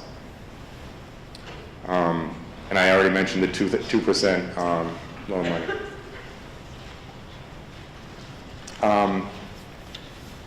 The opportunity is not only just to sewer that area and get the schools a little more squared away. This is $1.5 million of state money. Doesn't come along often, and in fact, if we miss this, The state's going to have to do something at Woodland Meadows on their own on a treatment facility over there, which may or may not work because of the high groundwater and the poor soils that we all know exist in town. It's much more big picture, real municipality, if you want me to say that. And a little bit of sewer. The payments go stretched way out, and it will not hurt us in the long run. It's a little bit of pain in the beginning, but and it's certainly an inconvenience for the traffic and whatnot. But this will help our town quite a bit. Think about the development that can happen along that corridor of 123. 123. There's a vacant bank property right now that I will bet you a cup of coffee that if that place had sewer, there would be somebody sitting in there right now. I know something's planned, but the sewer brings the heavy hitters. That's what we need to actually have growth and a good business climate, which also help pay taxes and on and on and on.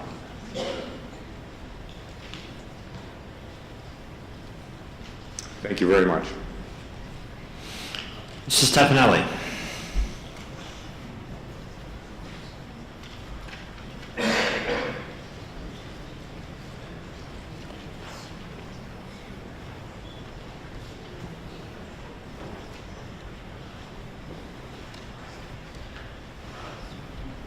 Thank you, Mr. Moderator. Ralph Stefanelli, 12 James Street. As a 17-year member of the Housing Authority, in the last 10 years alone, we've pumped in $4.9 million of state money to almost completely rehab the 144 apartments that we have. We worked in collaboration with the school department and Superintendent Beata in the sewer project. They had problems, we had bigger problems. Both pieces of property are on wetlands. You can attest to that just by your football field, how wet it gets and stays. Well, that building is sitting on the same wetlands. Together, we determined that we were able to get the money, funding, and the engineering to take care of our septic system, which was a 40-year system that is failed, not failing, it's failed. It's cost a tremendous amount of money every month to pump that. The state sat down with us and worked diligently with the engineering project. They wanted to build a waste treatment plant on the actual Housing Authority property. That would not work. You can imagine what a waste treatment plant would be for 144 people in that development. So they decided to run right up the center of our street, of course connecting the high school and the school's property, pumping everything right out to Main Street. In the engineering process, because we determined that we needed sewerage for the town, remember federal money, HUD, state, not your property taxes, that if we could fast track the sewer project on Main Street using our main street as the shovel in the ground area, the engineering showed that we could pump the sewage down to the existing waste treatment plant, and it would fast track sewerage in the town of Norton. And that happened because we sat down with the state and the government and said, in our engineering cost, since we're not going to consider a waste treatment plant on our property, Norton Housing Authority, can we use that money in collaboration with the town? And they said, yes, but you only have a 12-month period, because if there's another emergency, throughout the state of Massachusetts, that emergency could take that money out of off the shelf, out of the shoebox, and it's gone. Our attorneys worked very diligently with the state, with our town manager. And we had a meeting of the minds and committed 4 years ago the money to put the shovel in the ground and get sewerage. $1.2 million was committed to and signed off on.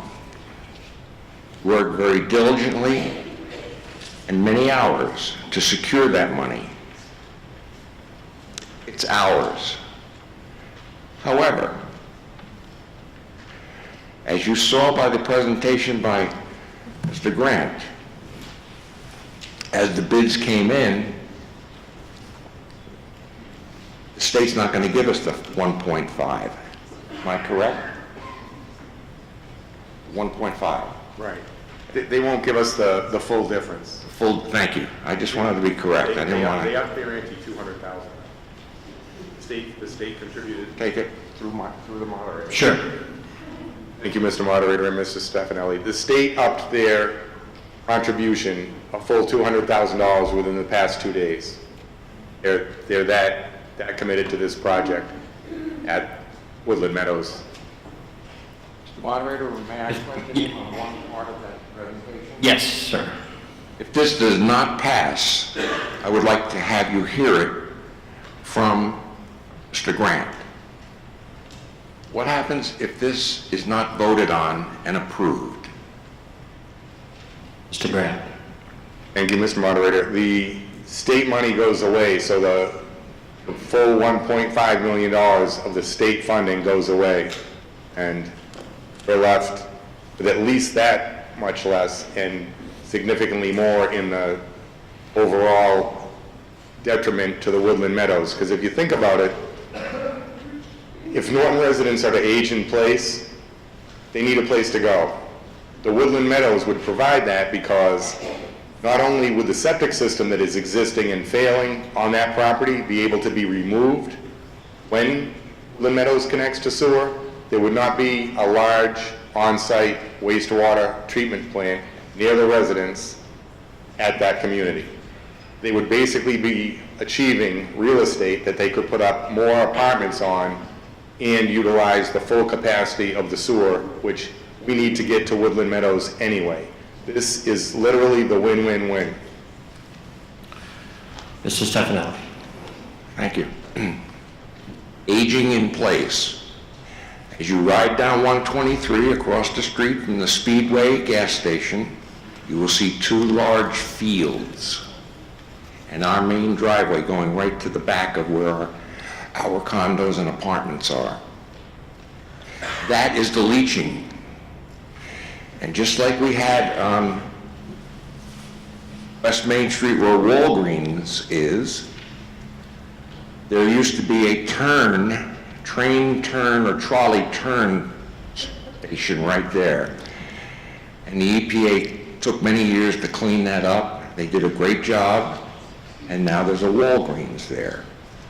Well, we have already negotiated and have our business plan in place. Hopefully, I'll be around when it happens.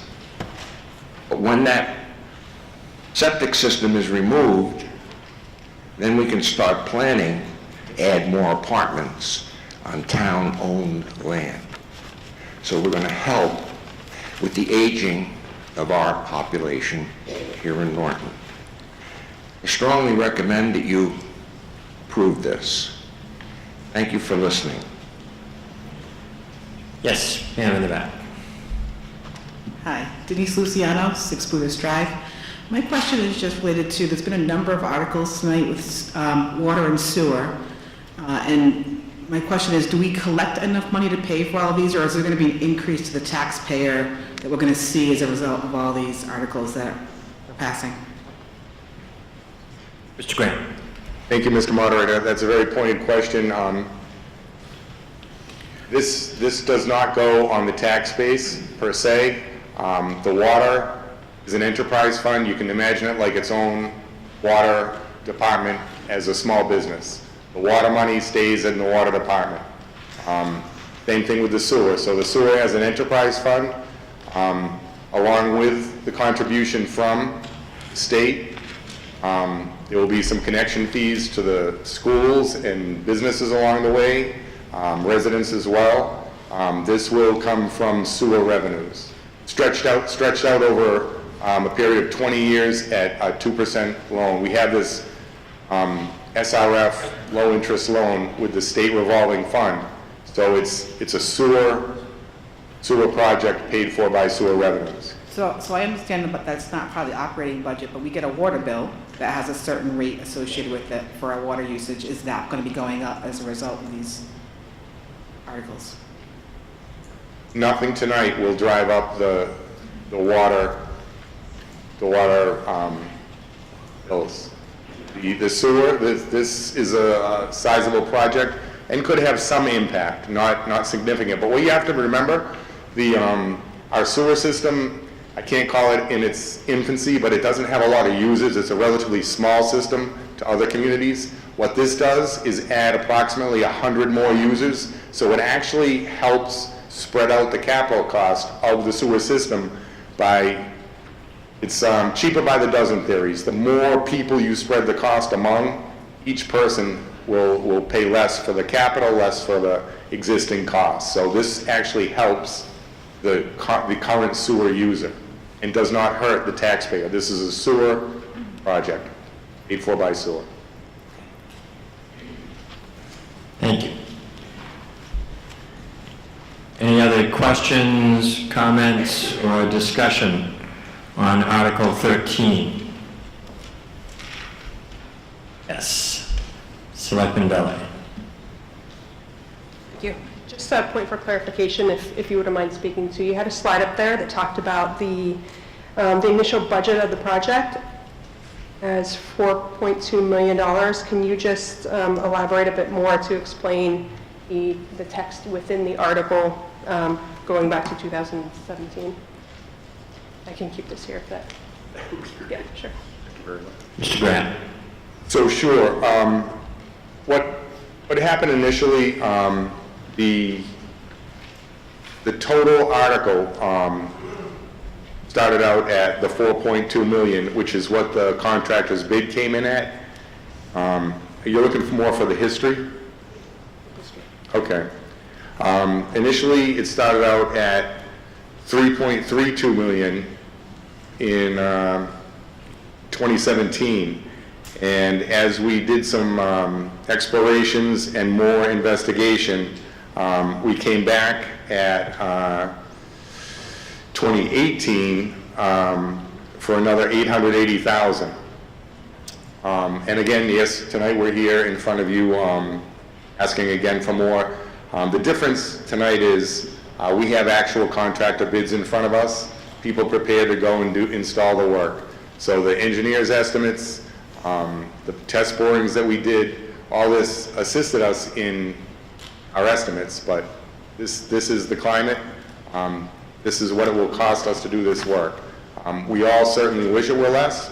There are, by the SRF requirements, contingency monies, so they should not go over their proposed cost. However, underground is always a bit of a mystery, so it could, but we don't expect it to. I hope that answers your question. Thank you. Yes, sir. What is the total debt service of the Water and Sewer Commission currently? Mr. Grant. I'm going to have to ask for some assistance on the total debt service. We need back to the big book.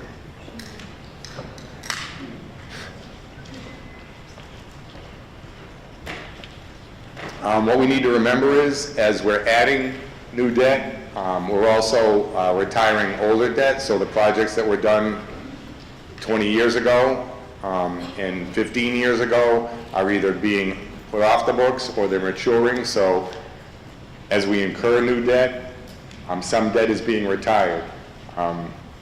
I know it seems that we're incurring debt at a faster pace, and I will politely remind all of you that we're trying to get some clean water.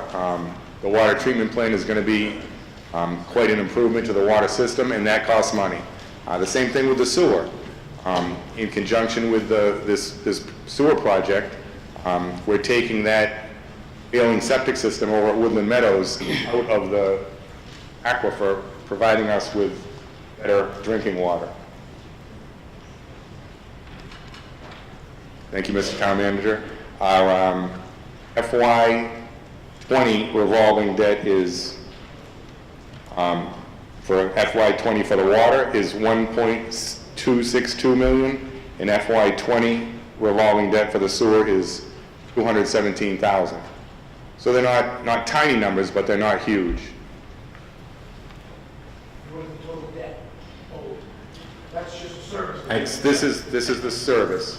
Is that the total debt owed? That's the total, the town manager's nodding, so that's the total debt for those two, for FY20. I think he's asking what the total debt is overall for the water and sewer. In other words, how much debt has been accumulated over the years, how much debt exists right now. Is that what you're asking, sir? That is a somewhat larger number.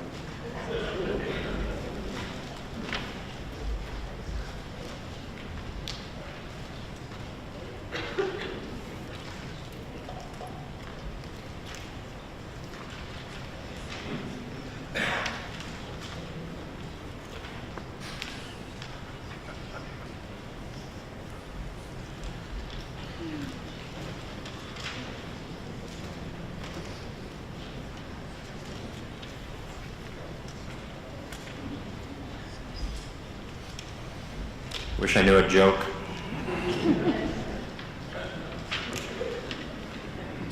I've got one. Yeah. Look, my body's telling me it's about 3 in the morning, so. I mean, we can tell you what the debt was that was issued, but some of this is really old. It's been there for years.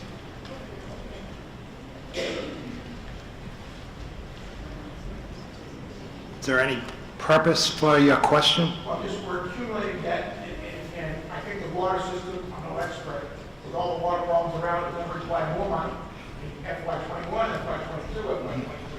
I'm guessing you're going to replace pipes. I don't know what the plan is long term. Then we just keep stacking our debt, and we're going to become NWRA. You know, that's what I'm trying to ask. Water.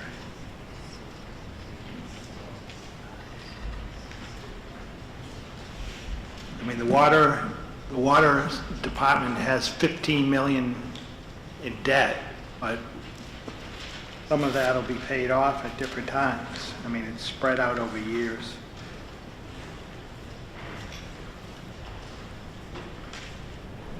As the chairman said earlier, the sewer department has minimal debt.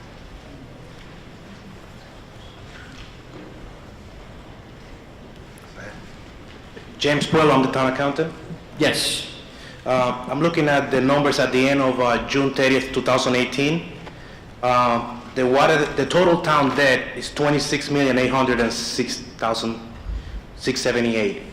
Of that amount, we have $6,900,000 for water mains and tank, $325,000 for the water storage facility. We have the Lake Winnicott sewer project, $720,000 outstanding for that. The sewer town center project, $220,000, and there was another addition to that, $2,427,800. So that's basically water and sewer. We haven't added anything since. And the payments that are being paid on fiscal year 20 are paying these numbers down. And obviously, whatever we added tonight, when we go out and borrow, it's going to increase the number again. Thank you. Thank you. Any other questions, comments, or discussion on Article 13? Yes, Amy. Amy Sawyer, 7 Ellis Road.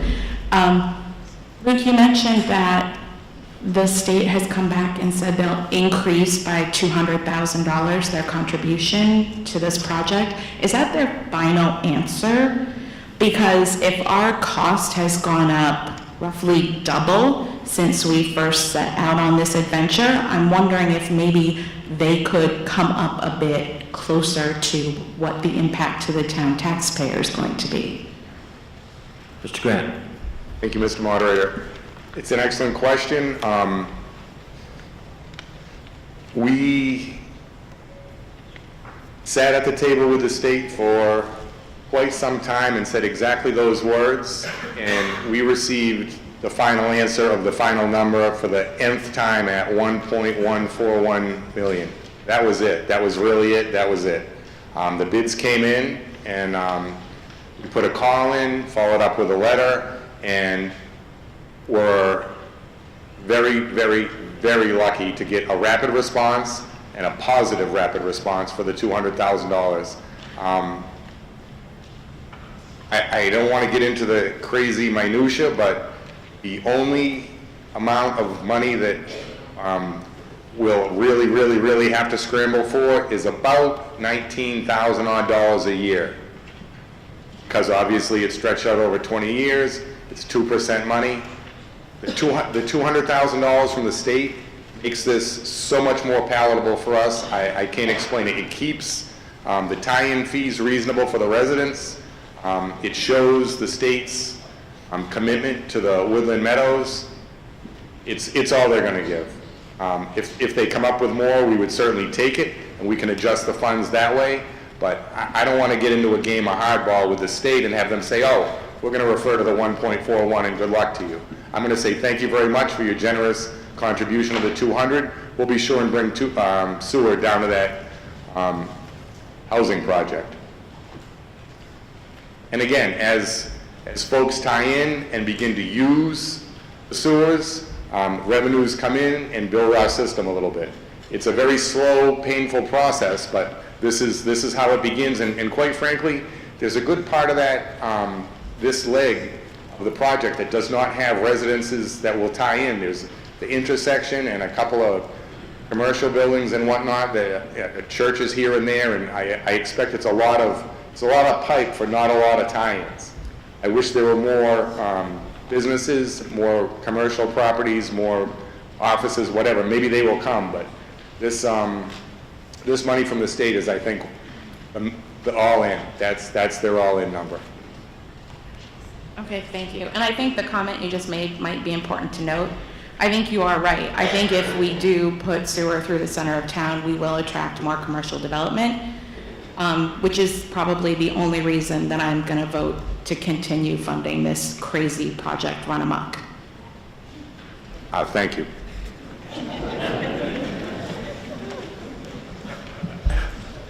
Any further comments, discussion, or questions on Article 13? Okay, again, Article 13 involves bonding, so it will require a 2/3 majority vote for passage. All those in favor of Article 13, please indicate by raising your hands. All those opposed? Article 13 passes by majority vote, as declared by the moderator. Pardon me? I'm sorry, by a 2/3 majority vote. Good thing council's here tonight. I'd have us all messed up here. Article 14. Mr. Moderator. Mr. Chairman. I move that the town vote to raise and appropriate the sum of $30,000 to update the town of Norton's master plan.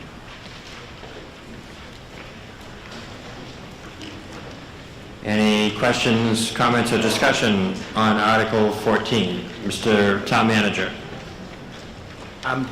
This is put forward by the planning board, and I'd like to thank Paul DiGiuseppe, the Planning Economic Development Director. The master plan hasn't been done since the 80s, and obviously a lot has changed since then, and we want to look to move forward, and we need to have this done. The cost of the entire plan will probably be around $100,000, but Paul was able to secure a commitment of $40,000 from Serped, and another $30,000 in the Community Compact Grant. So I want to thank him for that, and hope you'll approve this and we can move forward on planning for the future.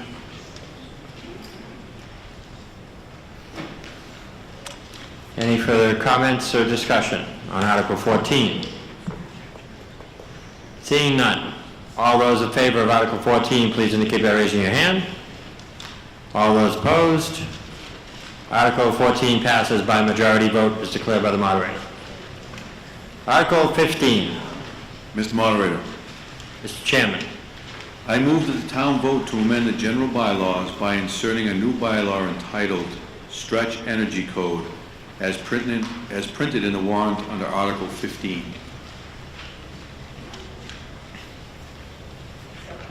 Okay, is someone prepared to just explain briefly what this involves? Yes, sir. Building inspector.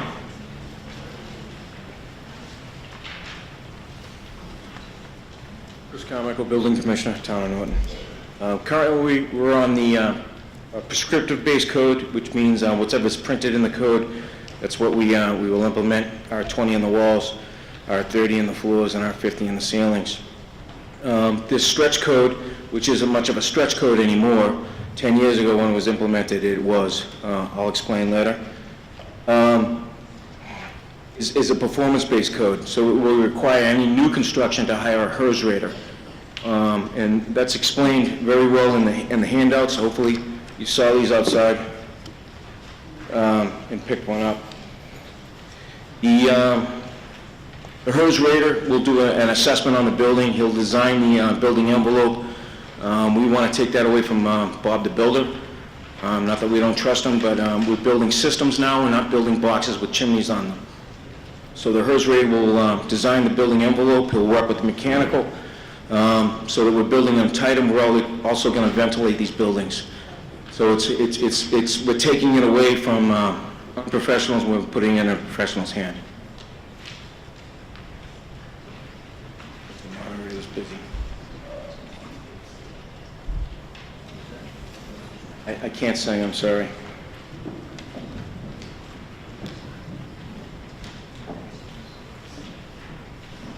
Before we go any further in the article, I'm just going to defer. Oh, you're going to talk to them? Okay. We're just making sure that we have the correct wording and all the I's dotted and the T's crossed.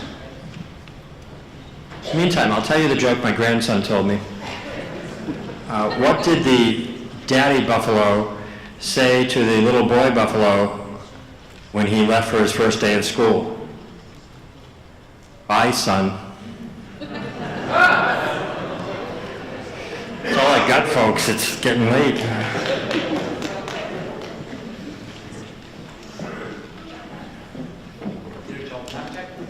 I'll elaborate while we're waiting for council. So currently, over 80% of the population lives under the stretch code in the state. You can see it in the orange communities in the handout. That's over 72% of the communities. Here in Bristol County, we're a little holdout. We haven't fallen into this. But we're dropping rapidly. Pretty soon, everybody's going to be living under the stretch code or these new amendments. Thank you. Okay, I just want to refer back to the FinCom for a correct original motion. Mr. FinCom Chairman. Mr. Moderator, we'll amend this by including, so this will read, I move that the town vote to amend the general bylaws by inserting a new bylaw entitled Stretch Energy Code as printed in the warrant article, except that section 136-5 effective date shall be revised to provide as follows. This bylaw shall have a sole effective date of July 1, 2019. Okay, so ladies and gentlemen, the difference between what he is moving and what is printed in your warrant is in that section 136-5. It says the bylaw shall have a concurrency start date of July 1st, 2019, and that will now be a period or a comma. And, okay, yep, I'll let town council straighten this out. I can blame her later, but she's always right, so it's, yes, Todd Health. I wish other people heard you say that. Mr. Moderator, through you. The bylaw as drafted, we added the concurrency period because that was what was required by the state until very recently. And recently, they decided that it was too complicated to have both a concurrency start date and a sole effective date. And as everyone's eyes glaze over, I think that's true. So we're just revising this to have it be clear that it's going to be effective on July 1. Okay. Just that one line, this bylaw shall have a sole effective date of July 1, 2019. Okay, so does everybody understand the difference? Just that the sole effective date will be July 1st, 2019? Okay, so I'm going to consider that to be the original motion, and that's what's before us. Ladies and gentlemen, this involves a zoning bylaw change. This does not involve a zoning bylaw change. So therefore, I don't have to do anything except go on. Any discussion on Article 15? Yes.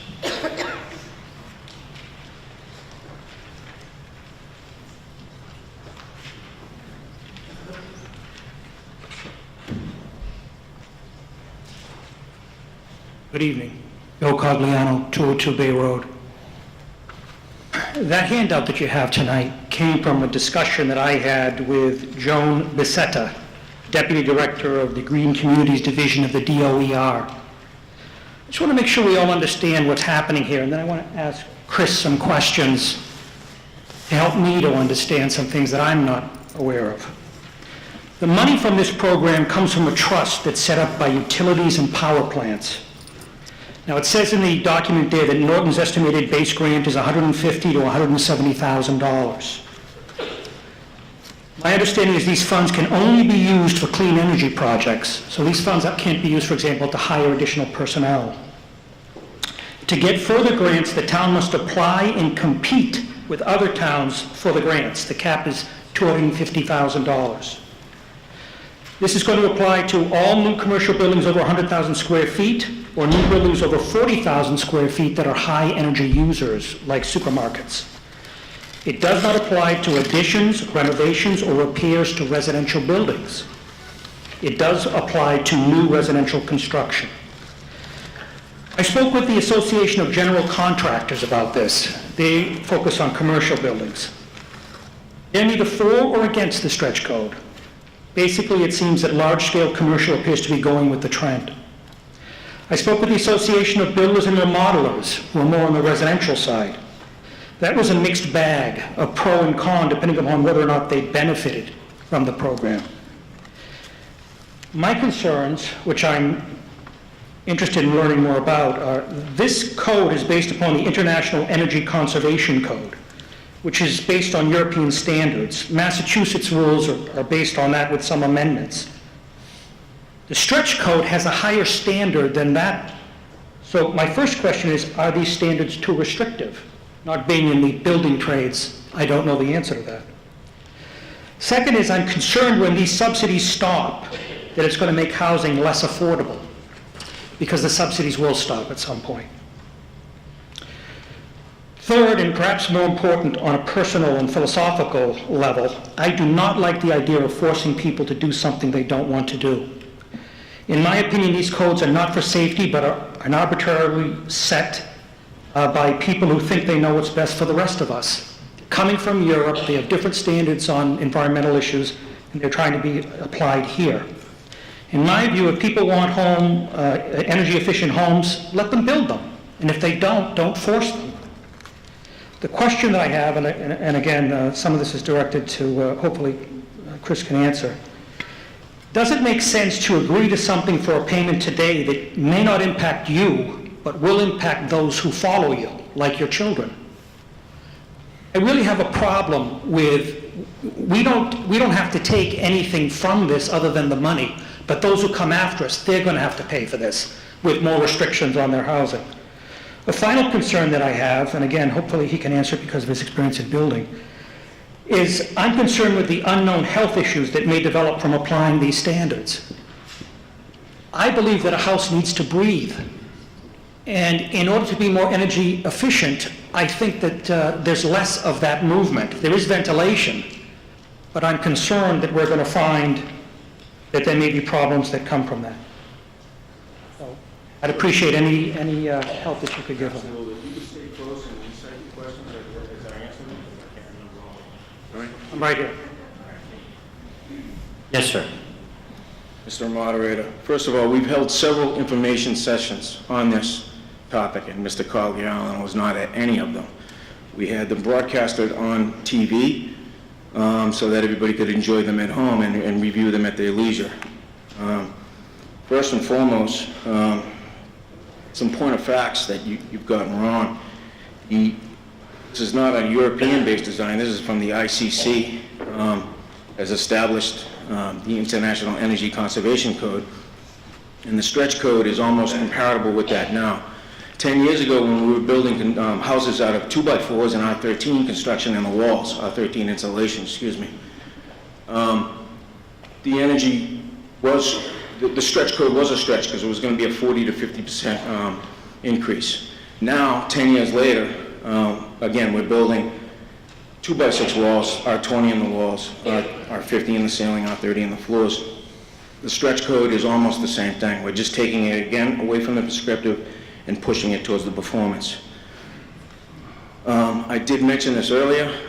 As we build these buildings tighter, this is your last point, yes, we need to mechanically ventilate these buildings.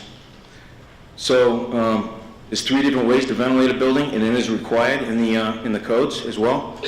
There's a supply only, where you hear the bath fan running 24/7, which is the least efficient way to do it. The second way is to have a positive pressure put into the building. Again, not a very efficient way to do it.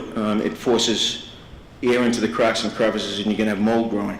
The most efficient way for mechanical ventilation is to have an ERV or an HRV set up, where you have an air exchanger. The air being pushed out is exchanging with the air being taken into the furnace, and you have a change of temperature, so it takes less BTUs to heat this building. So everybody is going towards this system, so this mechanical ventilation satisfies your questions about these type buildings. Over the life of the loan, let me start back a little bit further. The cost incurred in hiring the HERS rater are again being offset by your from Mass Save and your rebates in the first year alone. So that 1% is being refunded to you.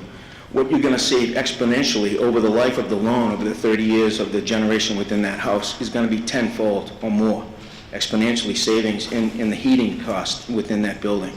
So we're all doing our part to reduce our energy footprint, our green footprint. This helps us comply.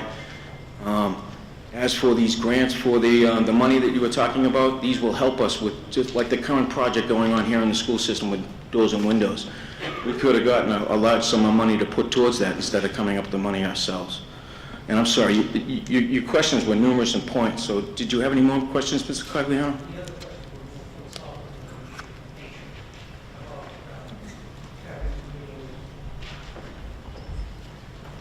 So I'm going to have to ask you to come to a microphone because I need everybody to be able to hear you.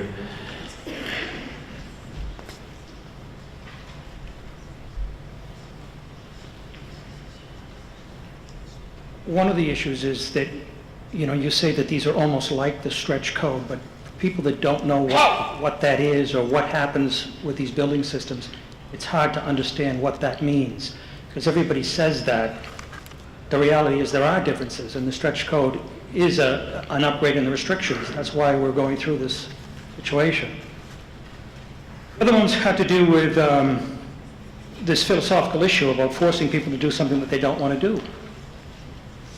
This isn't for safety. This is because somebody's determined that these arbitrary set of rules need to be applied to the environment. It's nothing to do with safety. And it is international, which means it is from Europe too. Right? International is international. Yeah. So, that's the problem I have with it. I appreciate some of the response. As I said before, you know more about the building side of it, and I appreciate learning about that. But I'm still concerned about some of this stuff. I think we're going to find down the road that there are issues that come from this, because it's got to be more restrictive. I heard what you say about the venting. It's got to be, conceptually, it has to be more restrictive.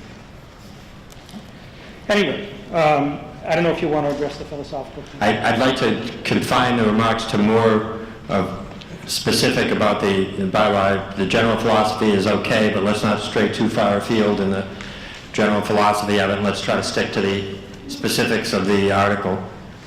Did you want to say something, Answer? No, it's subjective. Okay. Any other questions, comments, or discussion?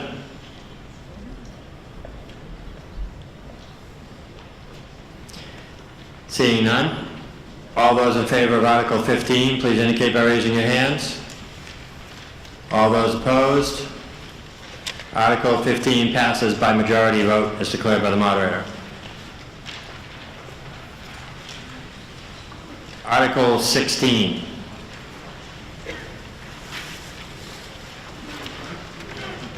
Chairman of the Planning Board. Mr. Moderator, I move that the town vote to amend the Norton zoning bylaws, Chapter 175 of the General Code, under Article 4, Use Regulations, as printed in the warrant, the following changes.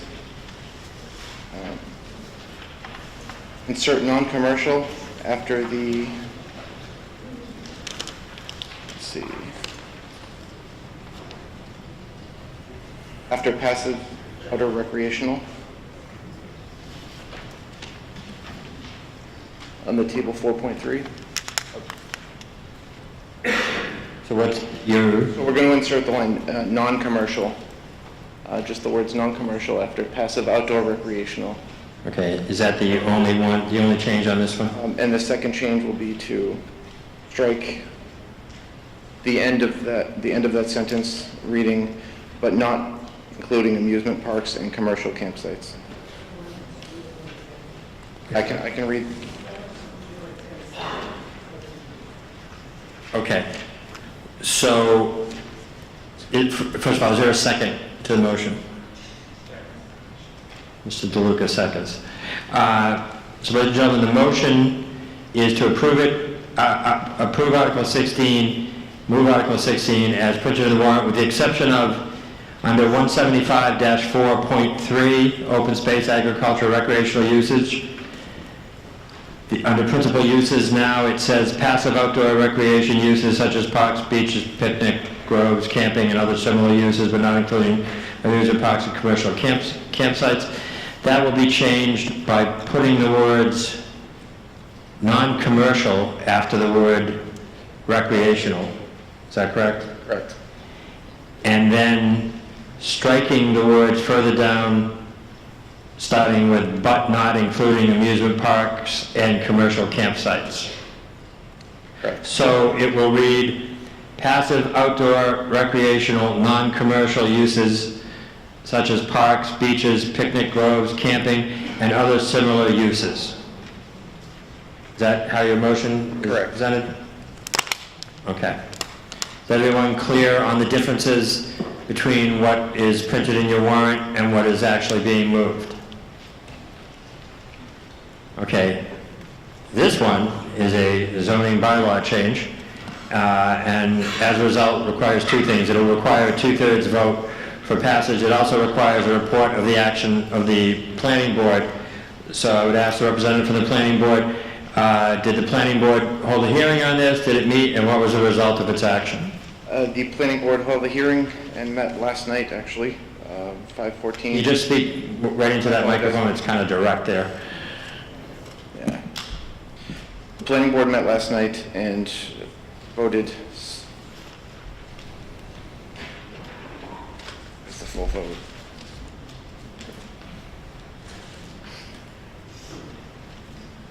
My apologies. It was unanimous. Okay, unanimous to recommend to town. This allows the use by right to be consistent with state law.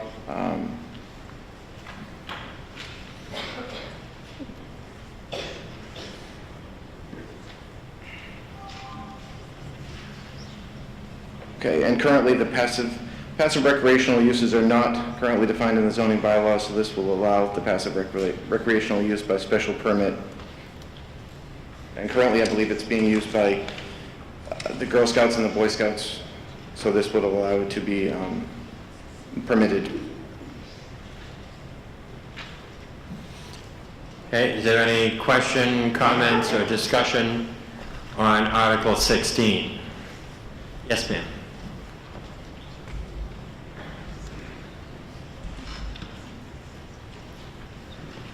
Hi, I'm Ellen Valentine. I live at 71 North Worcester Street. I'm here with a petition gathered from 77 residents and registered voters. I'd like to read you what the petition discusses and why people signed this petition. We, the following registered voters of the town of Norton, have signed this petition to request that in order for zoning to be changed to allow campfires within the boundaries of the Edith Reed Conservation Area, there must be a caretaker or supervisor on the premises to oversee and enforce safety issues such as fire containment, alcohol use, which is prohibited, prevention of vandalism, and the rules of passive recreation activities as outlined in the conservation policy for the town of Norton. Exception is the Boy and Girl Scouts of America groups, who have adult supervisors trained in fire safety and their own insurance coverage in the event of mishap. There is currently no provision in the Conservation Commission's budget for a caretaker salary.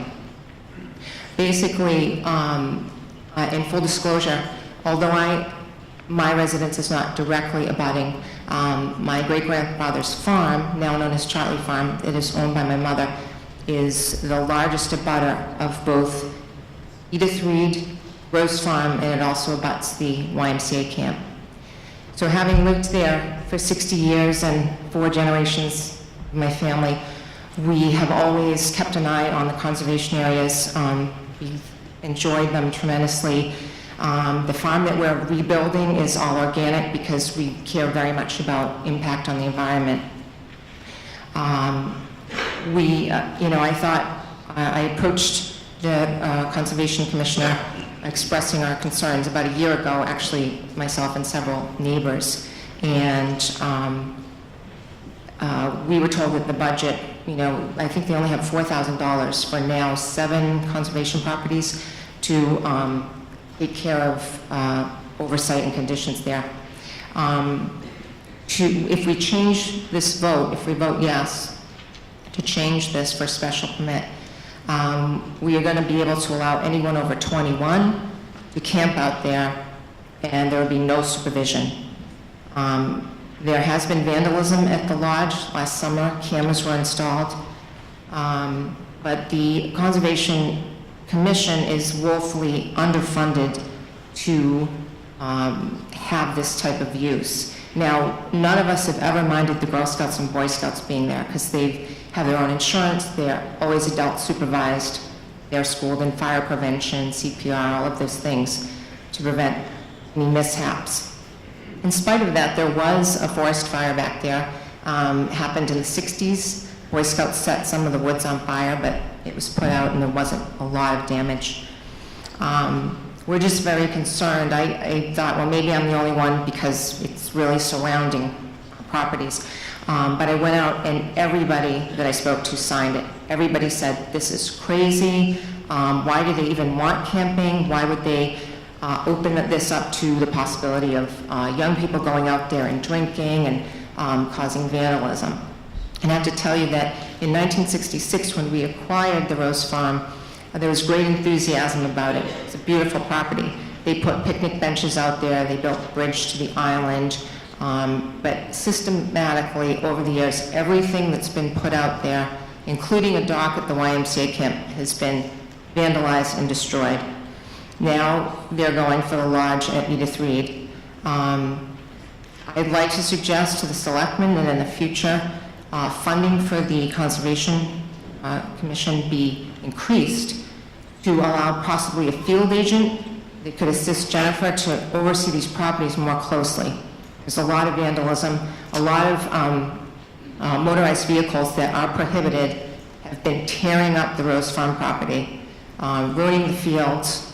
In fact, my husband and I just had one come through tonight. Before we came here, we had to inform him that conservation land, Edith Reed, was not passable with his vehicle.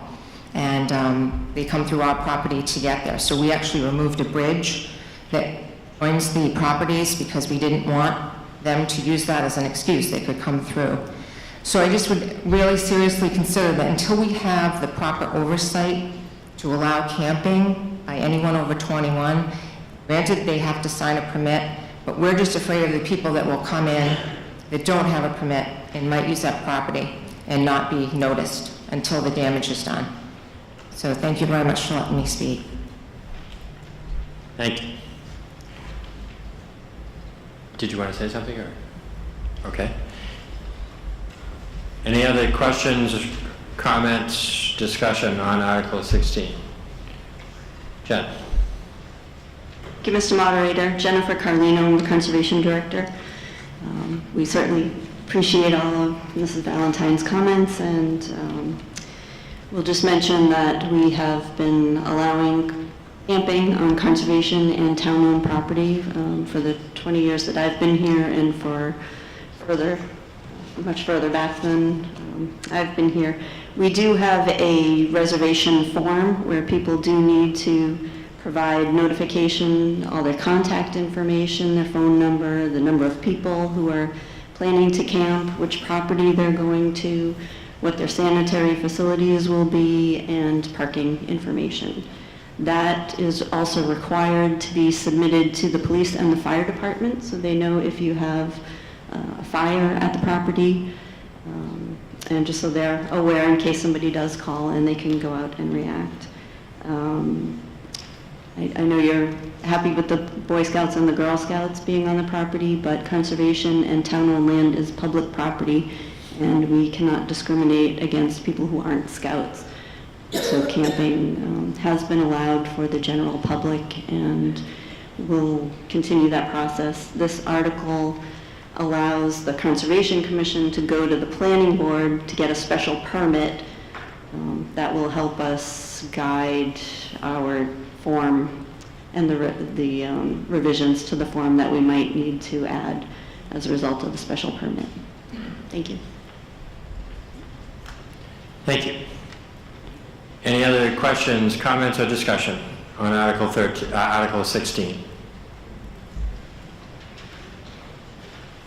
Seeing none, we'll move to the vote. All those in favor of Article 16, please indicate by raising your hands. All those opposed? Article 16 passes by a 2/3 majority vote, as declared by the moderator. Article 17.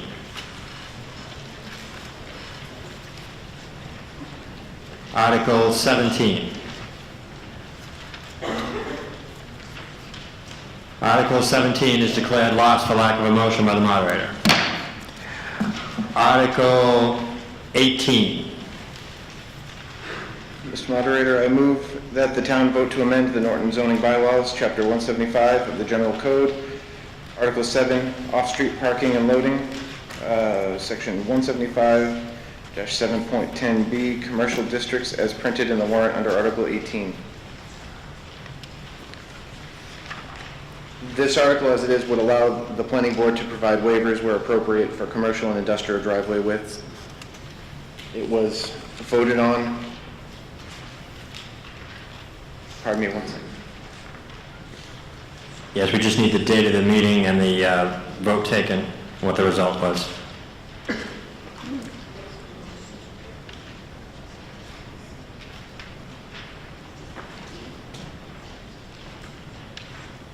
The date of the meeting was 5/14, and the vote was 6-1 in favor. Okay, ladies and gentlemen, again, this is a zoning bylaw amendment and will require a 2/3 vote for passage. Any discussion, questions, comments? Yes, ma'am. Maureen Strozinski, 283 East Main Street, unit number 15, who has been very closely following the Condyne development and other developments. Why would you be changing this requirement in developments that are really huge anyway, commercial developments, make the driveway requirements smaller. Why would you do that? Through you, Mr. Moderator. Yes, sir. Mr. Moderator, the requirements aren't being changed. This would be allowing the planning board to make the decision whether or not to waive those requirements. This isn't changing the requirements themselves. So you can't do that now with the requirements, Mr. Moderator? Through you? Yes. I believe that's a question for town council.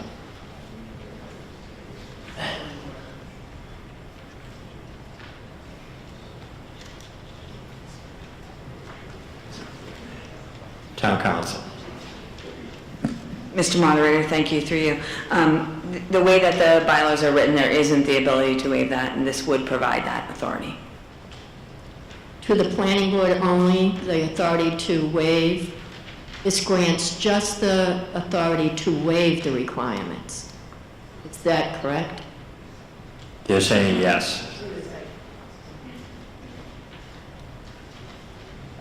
I again think that we need to have some structure around the amount of commercial development that is happening in the town, and that if the bylaws don't allow the waivers now, there's a reason for that. So I think allowing the waivers again gets a developer a way to get through regulations that may be important to the town.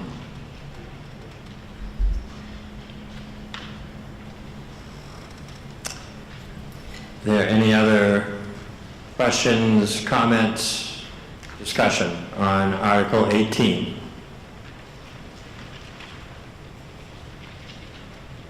Seeing none. All those in favor of Article 18, please indicate by raising your hands. All those opposed? Article 18 passes by a 2/3 majority vote, as declared by the moderator. Article 19. Mr. Moderator, I move that the town vote to amend the Norton zoning bylaws, Chapter 175 of the General Code, as printed in the warrant under Article 19. Okay, is there a second? Second, okay. Mr. Moderator, I will move to amend the main motion. Okay, wait, hold on a second. Let me try to do some explaining. A whole bunch of things changed on this article in the last 24 hours. That prevented apparently having it written down for you to see the changes as written. In some of the other ones, we've just made the changes. They were pretty simple, and it was easy to understand. In this one, the changes were more numerous. So the decision was made in the meeting with the Finance Committee, the Board of Selectmen, and the Planning Department before the meeting tonight to allow the motion to be moved and seconded in the form that it's printed in the warrant. Once that's done, then I believe the planning board member is going to offer amendments individually so that we can explain to you one at a time what the changes are, because if we gave you 4 or 5 changes, nobody would remember the first one by the time you got to the 4th or 5th one, and we wouldn't know what the heck we were voting on. So it's not optimal, but bear with us and we'll get this done. So the original motion is to move it as printed in the warrant. Before we do the amendment, can I ask again for the report of the planning board as to the date of the meeting and what the result was on the vote?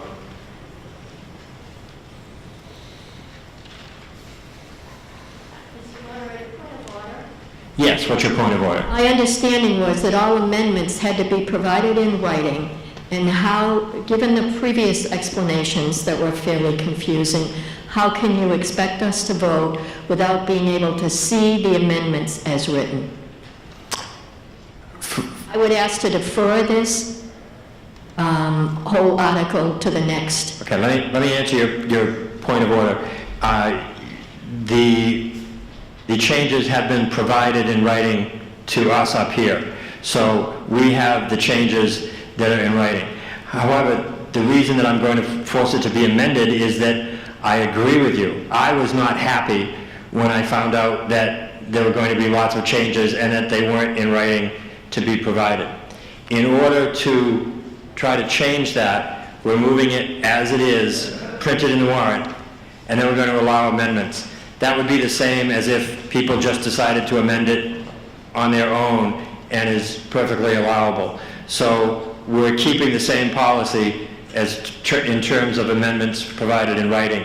That's being met. And that's why I'm insisting that we take the amendments one at a time so that there's no confusion and we don't run into the problem that you're outlining. But yes, I was not happy either that this is how it worked out. And I would just like to say, we're not getting clear explanations. I'm sorry, Mr. Chairman of the Planning Board, but your explanations, and I feel I have a little understanding of this, are not clear. So I would ask that if the explanations cannot be clearly defined about the amendments, that this be tabled.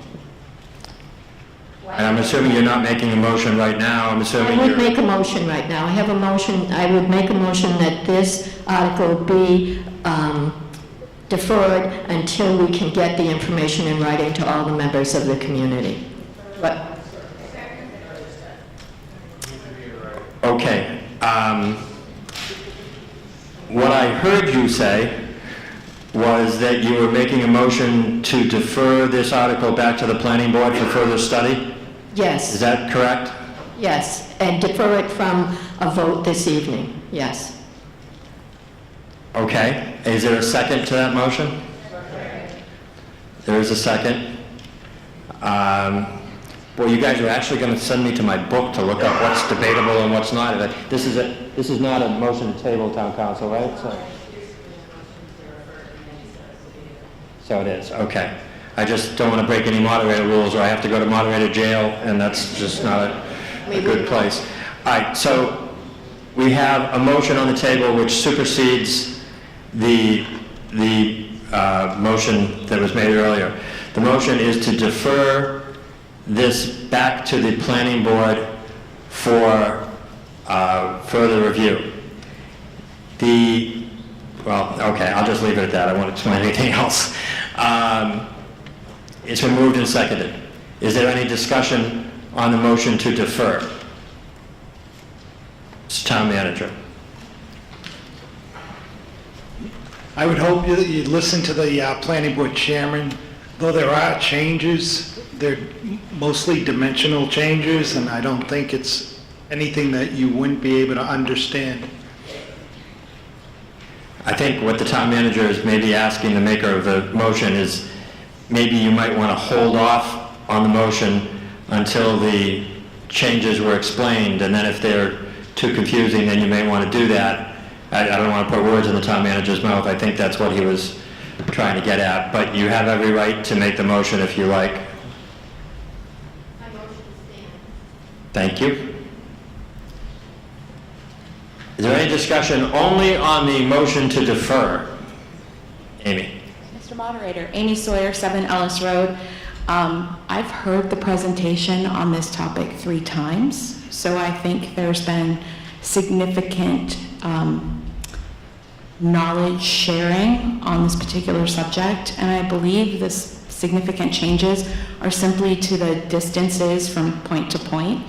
So it seems to me that this should be something that we can probably muddle through, and that mainly this was a clerical issue that just didn't quite get done in time. Thank you. Any other discussion on the motion to defer back to the planning board? I see no hands. We will vote only on the motion to defer. You're not voting yes or no on Article 19. You're voting only on the motion of whether or not to defer it back to the planning board for further study, or that would be a yes vote. A no vote would be to proceed to the main motion and vote on it tonight. Does everyone understand then what we're voting on? Okay, on the motion to defer, all those in favor of the motion to defer, please indicate by raising your hands. All those opposed? The motion to defer is defeated by a majority vote. We are now back to the main question, and we have the question moved, and I will now recognize the planning board representative for the purpose of making the first amendment.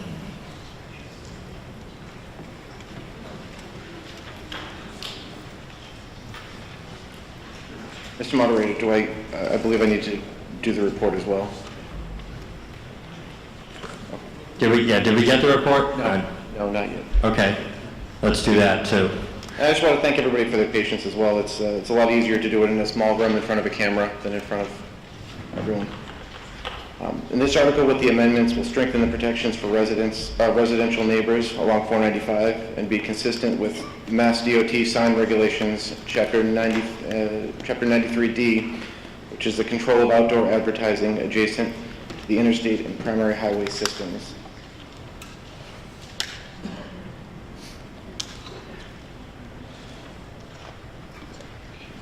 Move to amend the main motion to revise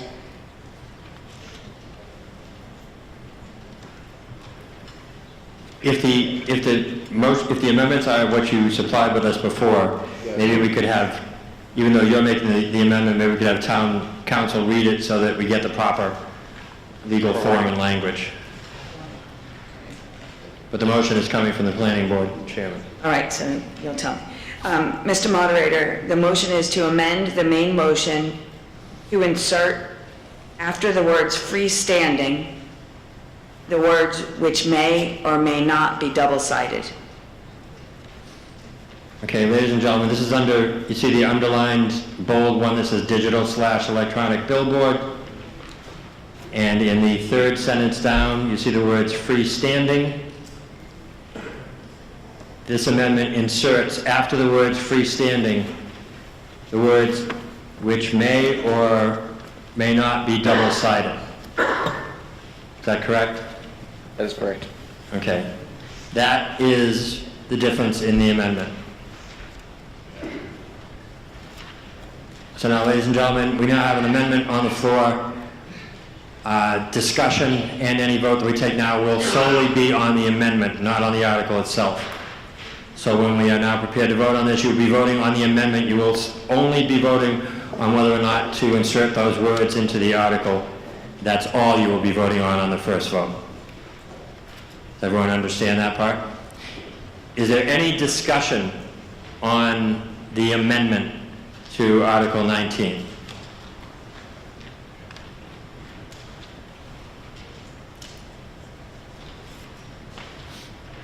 Mr. Moderator, Peter Yes. Harrigan, 209 Taunton Avenue. So double-sided, so if the billboard was facing the highway, shining out, and it could also face this way, or it could have a billboard that was shaped like a V facing both ways. What's double-sided? Yes. Who wants to take it? Mr. Moderator. The wording is to allow for the billboards to be one facing one direction on 495 and one facing the other direction. It's not in all cases, but it's going to allow that.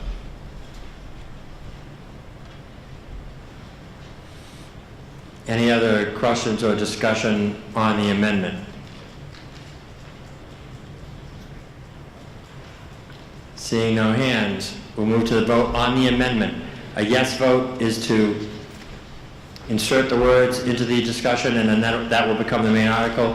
A no vote is to not insert the words, and then we would be back to the original motion. So we're voting only on the amendment. All those in favor of the amendment, please indicate by raising your hands. All those opposed? The amendment passes. So the main motion now is the article with the First Amendment. So do you have a Second Amendment? Mr. Moderator, I further amend the main motion to further revise where Article 8 by amending Section 175.8.4A, 8A by deleting the words under Section 8.4D2 and by adding in by the planning board. So we're removing that that wording of under section 8.4 D2, and we're going to add in by the planning board. Is there a second? Second. It's a second. All right, ladies and gentlemen, this amendment, if you look at the one that's marked letter A and says only signs pertaining exclusively, if you go down to the very last line of that A section, and you'll see actually the line before the last line where it says industrial zoning district if granted a special permit, stop there and then strike the words under section 8.4 D2 and insert the words by the planning board. That's correct? That is correct. Okay, that's the amendment proposed now. So again, discussion will be limited to the amendment, and when you vote, you will merely be voting on whether to make that change or not make that change. You won't be voting on the whole article. Any discussion on the amendment? Seeing none.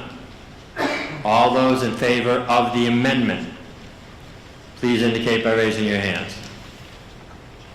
All those opposed? The amendment passes by a majority vote, as declared by the moderator. So that now becomes the main motion, the article, plus the First Amendment and plus the Second Amendment. Let's go to Amendment 3. I move to amend the main motion to further revise under the section that begins with, in the industrial zoning district, digital electronic billboards may be erected and maintained.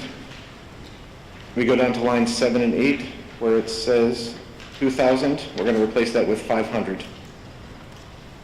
So the wording will be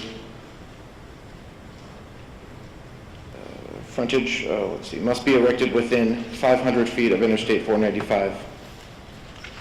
We'll replace 2,000 with 500. Okay, ladies and gentlemen, this one, again... That's... Okay, let's keep going then. Okay. Okay, and we're going to further strike the following sentence immediately after Interstate 495. The wording, for any digital or electronic billboard located on a lot abutting another lot containing a residential use, the minimum setback distance shall be 500 feet from any residential structure. That entire sentence will be struck. And we will insert, no digital electronic billboard shall be located within 1,000 feet of a residential structure. So essentially that's replacing 500 feet from a residential structure to 1,000 feet, which is a distance further. Okay, let's just go over this one. The changes are, in that one that starts with in the industrial zoning district, that paragraph there. Yes. You go down to the 1, 2, 3, 4, 5, 6, 7. Actually, I guess it starts in the 7th line, where it says area and 150 feet of frontage and must be erected within, and it says 2,000 feet. That is being amended to 500 feet. So the amendment changes 2,000 feet to 500 feet. The following sentence that reads, for any digital electronic billboard located on a lot abutting another lot containing a residential use, the minimum setback distance shall be 500 feet from any residential structure. That sentence is being struck. So that sentence comes out. And inserted in its place is a sentence that says, no digital electronic billboard shall be located within 1,000 feet of a residential structure. Is that correct? Correct. Okay, that is the moved amendment. Is there a second? Second. I heard it somewhere. So now again, and is that the final change? There's one. Oh, there's one more. Oh, good. I was afraid we were running out. For this amendment, again, you've got those, everyone clear on the amendments? Anyone need it repeated? Oh. No. Okay. We'll be voting on just the amendment. not on the main article itself. If you vote yes, you want the amendment. If you vote no, you want it to leave it as previously amended. Any discussion? Yes, Aaron. Aaron Smith, Margaret Drive. I guess I'm just, can you describe what double-sided means? Okay, no, it sounds like crazy. I can't do that now because that's not part of the amendment. We can discuss that after we vote on the amendment, but that's not part of this particular amendment. I'll be back. I hope I see you. Any further discussion on the amendment? Seeing none. All those in favor of the amendment, please indicate by raising your hands. All those opposed? The amendment passes by unanimous vote. And is this the final amendment? And we will finally amend, we're going to further revise by adding following on line, do we have the line up?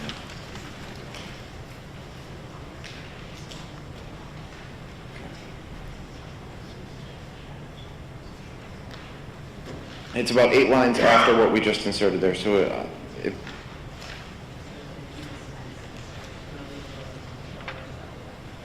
okay. At the end of the sentence that begins, no digital electronic billboard shall be erected within 1,000 linear feet of another. Yeah. No digital electronic billboard shall be erected if the special permit granting authority determines that, at the end of that sentence, we're also going to include digital electronics, nor shall a digital electronic billboard be erected if the special permit granting authority determines that it will not be in harmony with or suitable for the surrounding area or would do significant damage to the visual environment. Okay, that one I don't seem to have.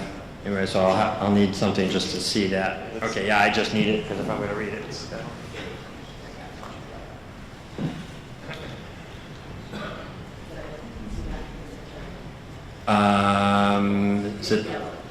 is it the one that's nor shall a digital? Okay. All right, first of all, is there a second to the amendment? Second. Okay, let me restate what the amendment is. If you find... Okay, there's a sentence that says, authority determines that it will obstruct a view of scenic beauty and interest or a place of historic interest.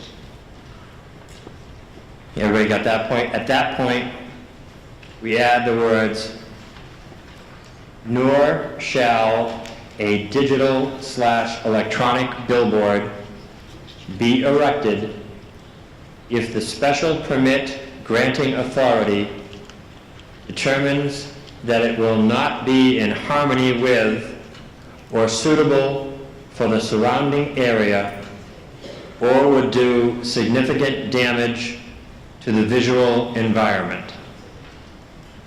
Does anybody want me to read that again? No. I don't make sense, I just read it. Do you want to hear it again? No.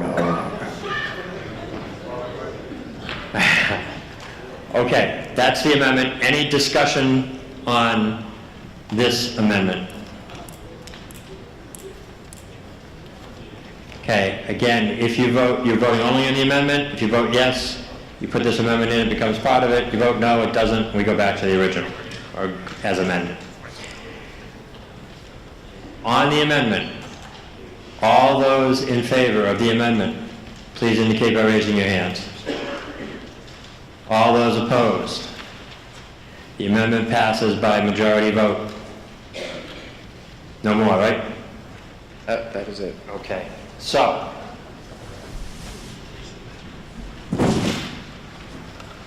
we now have the article as amended, including all the amendments. So we are now going to discuss and eventually vote on Article 19 as amended with all the amendments you just voted. Is there any discussion on Article 19 as amended? Anybody but Aaron. Oh, all right, Aaron. Yeah, my apologies. I was lost track of the process while I was seeking clarification elsewhere so as to not have to disturb you. Failed, and now here I am. The double-sided sign, is it a single sign with two sides, or is double-sided a reference to two signs in a back-to-back or V formation or closely close together? And I think I know what the answer to that must be. It's got to be a single sign with two sides, right? Because you can't have two signs within 1,000 feet of each other. Correct about this? Yes, sir. Mr. Moderator, I believe it is the two signs back to back or in a V shape, and that is the reason for inserting that wording. Okay. And that qualifies as a single sign because it's on a single stanchion, perhaps? Or is that the way that works? Correct. Technically? Okay. Are we being paid per sign or per side? And what is our incentive to grant an additional side? If it were per amendment, we'd be making a fortune. If it were per minute? Yes, Mr. Moderator, I believe it's not addressed in the article, and it's something that would be negotiated, but I believe it's, right now it's per sign, but I don't believe that is addressed in the article right now. Does this put us in the position of being asked to approve something about which we really don't have all the details? Mr. Town Manager. Well, right now, you're just approving bylaw to allow digital signs. You're not approving any particular project at all. That's, anyone that wants to come in and put a sign in this area would then have to come in and negotiate a final agreement, mitigation agreement with the town.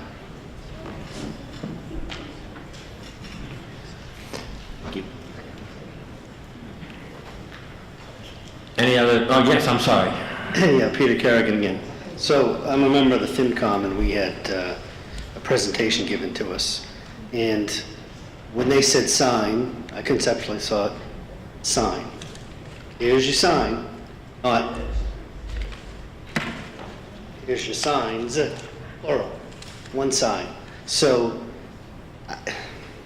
there's a lot of changes, and some of them are simple, some are just wording, but obviously since the changes have been at the last minute, some stuff wasn't thought out completely.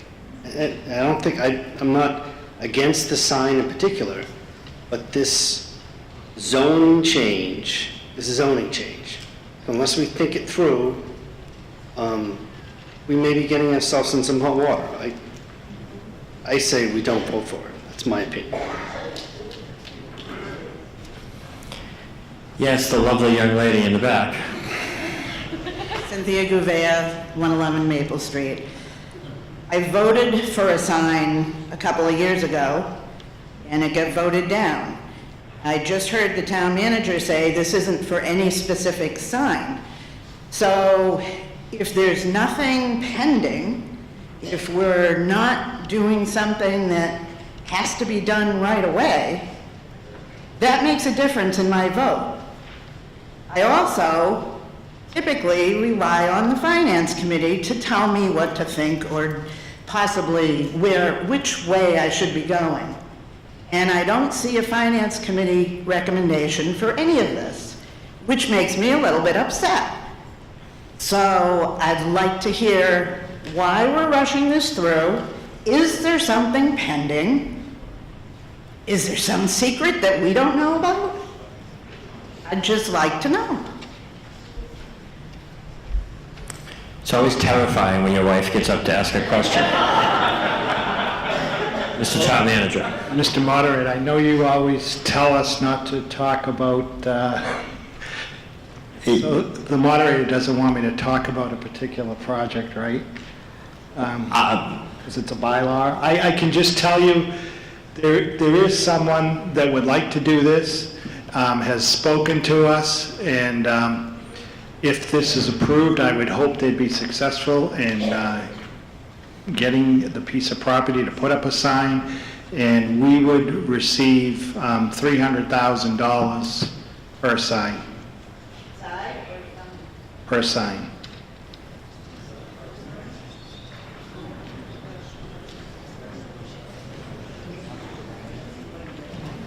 Yes, sir?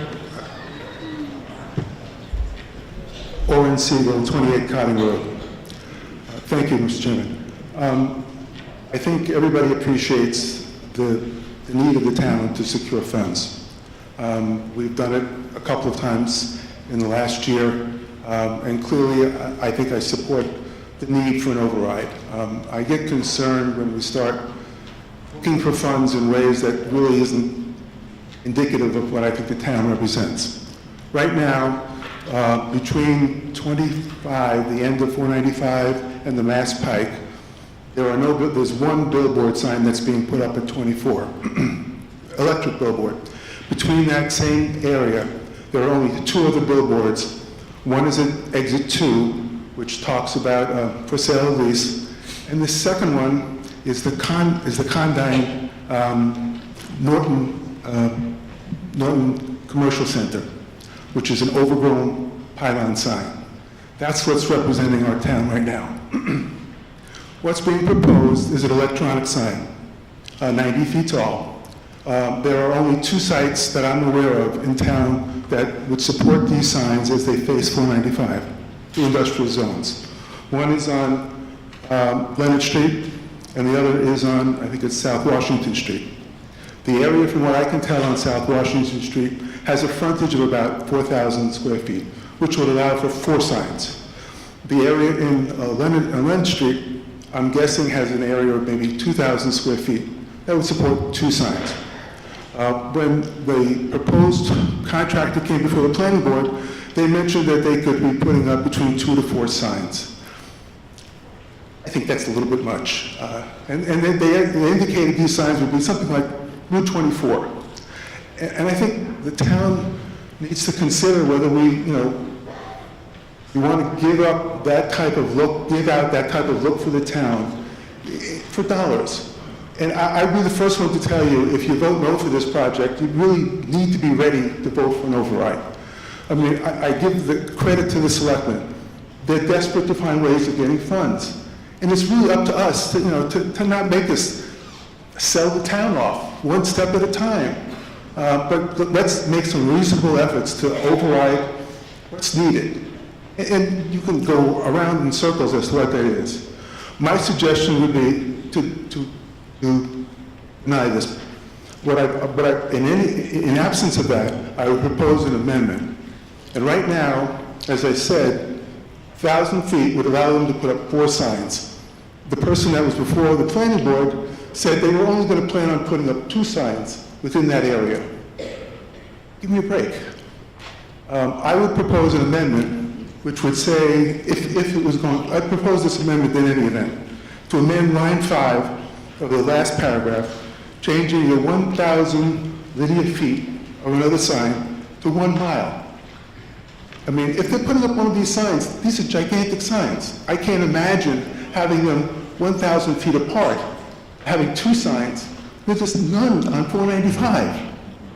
I would suggest the amendment would eliminate, at least if they'd be able to put one at the South Washington Street property and one on the Leonard Street property. At least you could control it. But right now, there's no control. They could come up with 4 signs on one property and 2 signs on the other. And I have that written as an amendment. Yeah, if you could bring that down, please. It's a good thing we were running out of amendments.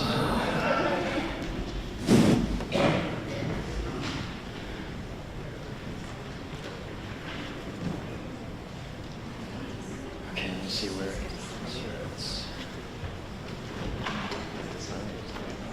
To amend line 5, or, okay, I just want to make sure where this is going. Which part of the article, so is it going into? And we need you to sign the amendment.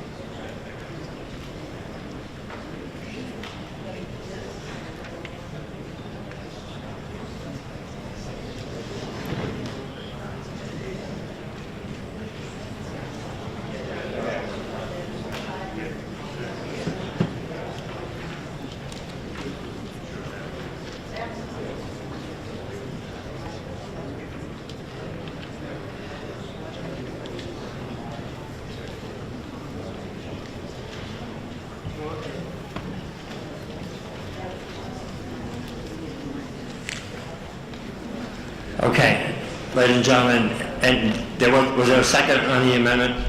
Okay, thank you. Okay, this would change Article 19 by saying of another. Line 5, 1, 2, 3, 4. Anyway, of course, mine's in a different shape than yours is, so I'm just... Okay, is this the sentence that says no digital electronic billboard will be erected within... Okay, so the sentence that says no digital electronic billboard shall be erected within 1,000 linear feet of another. The amendment would change that to say within 1 mile of another. Now, it's been suggested to me that that is a major change in distance and that it could be considered outside the scope of the article. In discussing it with council, I do think that is a major change. However, if I allowed the scope to change from 500 feet to 1,000 feet, then I don't really see how I could rule it to be beyond the scope of changing to a mile, despite the fact that it's a drastic change. So, after considering it, I will allow the amendment as within the scope of the motion. So, again, it changes that line to read within 1 mile of another instead of within 1,000 feet. That is now the amendment, and we will be discussing and voting on the amendment. Yes, sir. Mr. Moderator, I'd like to speak to the amendment.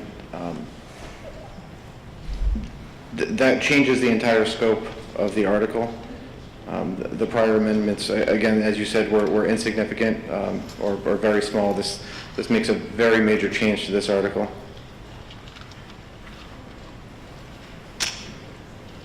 A detriment. No, I understand. What he's saying, when he says scope, he means that changes the article, the nature of the article very, very much, and the nature of the bylaw. But I'm going to allow the amendment, so that's what it is. Is there any other discussion on the amendment? No? So my thoughts on this are, I think we need to understand the full impact of that change, because a mile from one particular point can be very different. So say, for example, if we had a sign on, for traffic going 495 southbound, I'll just say Bay Road, and we wanted one on the other side going northbound, which may have similar information on it, we're limited because we've now increased that distance to 1 mile. I think it's just an excessive distance, and I think some of the other changes that they made in respect to the amendments really give us not only the ability to be more specific on how it's going to impact our residential areas, but also gives the planning board more flexibility in making sure it's the right decision for the town. So that's my only comment to what you proposed, Ron.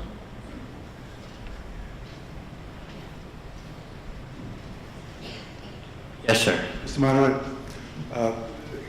the issue you raised really doesn't apply because the two industrial zones don't match up with one another. And I would suggest, I don't have it specifically, but I'd suggest the Leonard Street property is more than a mile, is more than a mile away from where they're proposing signs on South Washington Street property. And basically, the signage as they presented it shows a screen that would include both sides. They're anticipating that one sign would service both sides of the highway at that point. Mr. Town Manager. Just in reference to the Leonard Street property, that site I don't believe would support a sign. You have an off-ramp coming off the highway right there. They don't allow the signs near off-ramps. And also with the requirement that a sign be 1,000 feet from the nearest residence, I don't think you'd be 1,000 feet from the nearest residence on that Leonard Street, Blue Star Park property. So this area right here could support, I know you talked about 4 signs, I would doubt that. We had 2 developers previously looking at that area, and it was a total of 3 signs. So, I just don't see that there's going to be a lot more than 2 to 3.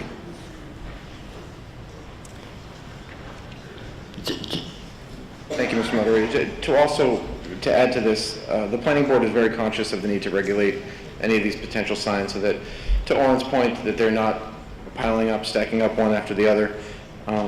Every sign would still need a special permit, and that would include the planning board's conditions. So that should be kept in mind as well. Are there any other discussion, comments, questions? Yes, Ms. Deli. Thank you, Mr. Moderator. Again, my only ask is that there's consideration for, while I understand we're thinking about the project that has been discussed, that we know of, think about this holistically in consideration for what may come in the future and how that may impact it. Thank you. Yes, sir. My apologies. To add to what I said before, one of the amendments also included the fact that, I'll read it again, determines that, let's see, the granting authority determines that it would not be in harmony or with or suitable for the surrounding area or would do significant damage to the visual environment. That sentence that we added in by amendment gives the planning board a greater power to put conditions on these signs as well, to make sure that what you're saying is not going to come true. Yes, sir. Fred Williams, 17 Kensington Road. I just don't like the idea, if they have 3 signs in a row, we're going to start looking like Las Vegas with these signs, you know? I mean, it's going to be ridiculous. The whole idea was that the interstate system was to keep it fairly clear of all that stuff. And here's Norton going to stick up signs, possibly 3 in a row. They look kind of ridiculous, personally, for the town.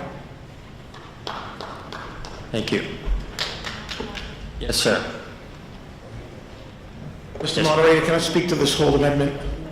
You can speak only to the amendment. Okay. I mean, to this article, I'm sorry. Right now, we're only discussing the amendment. I'll be back. I'm taking reservations, if anyone. Any other discussion on the amendment? Yes, Amy. Mr. Moderator, I'd like to know why a member of the planning board is trying to amend the planning board's article at town meeting. Any member of this town meeting is free to amend anything they want at any time, regardless of what board or anything they may want to be. So I'm not interested in who's doing it. I'm only interested in the actual amendment itself. Thank you. Yes, ma'am.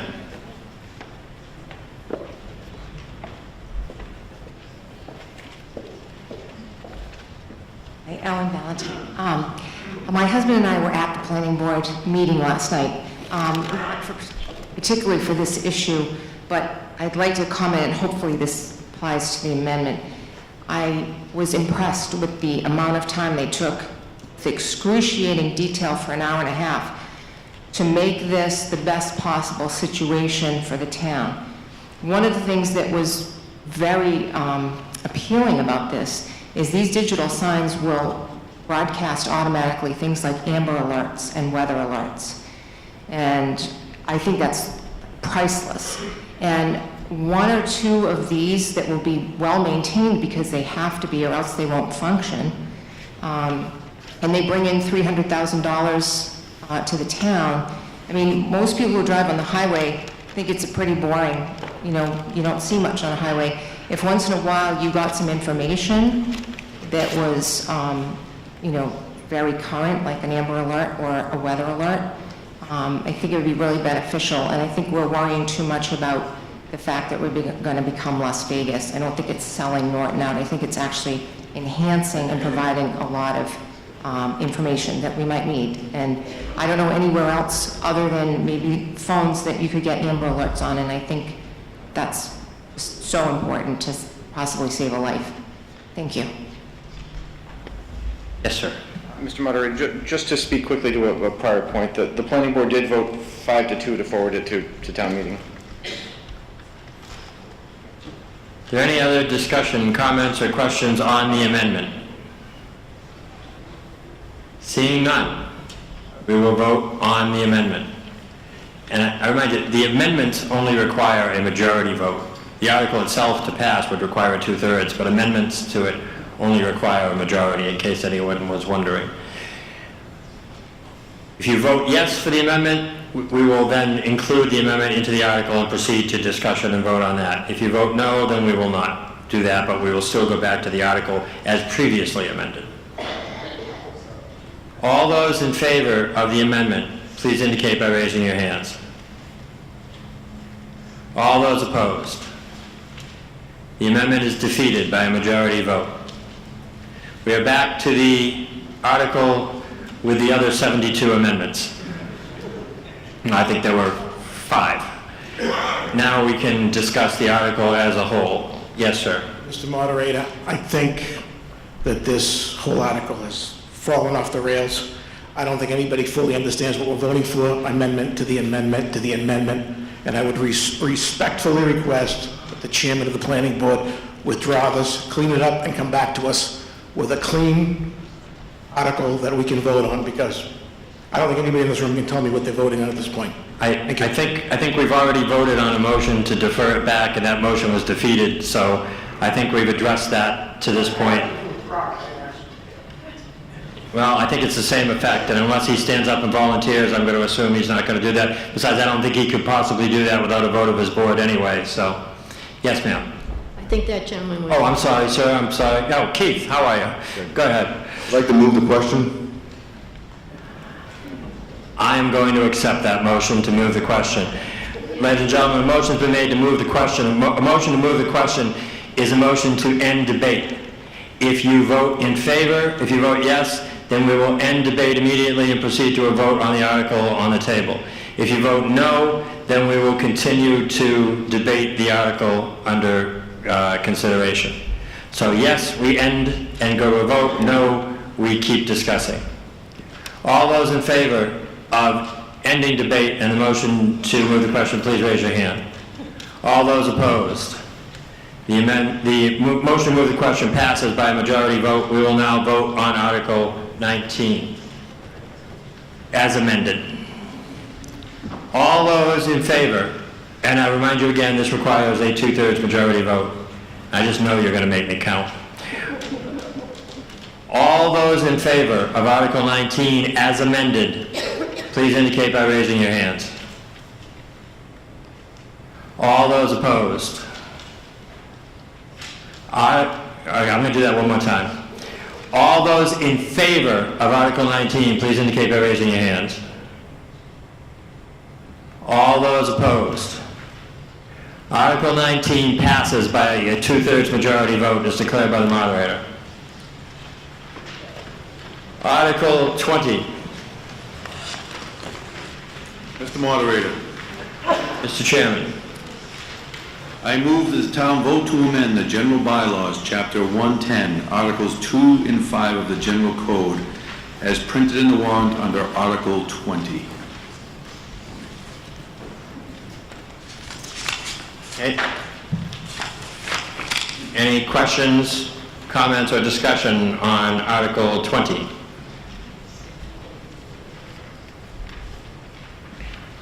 Yes, sir. Josh Hire, Renwick Drive. What is the second part of that referring to, the 1 week after 6 months of service? Mr. Town Manager. Employees right now earn their vacation, so an employee has 2 weeks of vacation that they earn in their first year of service. And in all the other union contracts, wage and salary, these are non-union employees. In the union contracts, it's been changed so that You still only get 2 weeks, you still only earn 2 weeks, but after 6 months, you've earned a week, so you can use one of those 2 weeks after the first 6 months of service. Any other questions or discussion on Article 20? Selectman Steele. Mary Steele, I just want to point out that the Board of Selectmen never took a vote on this. We had asked for some more information to come forward, so I would prefer this didn't go forward.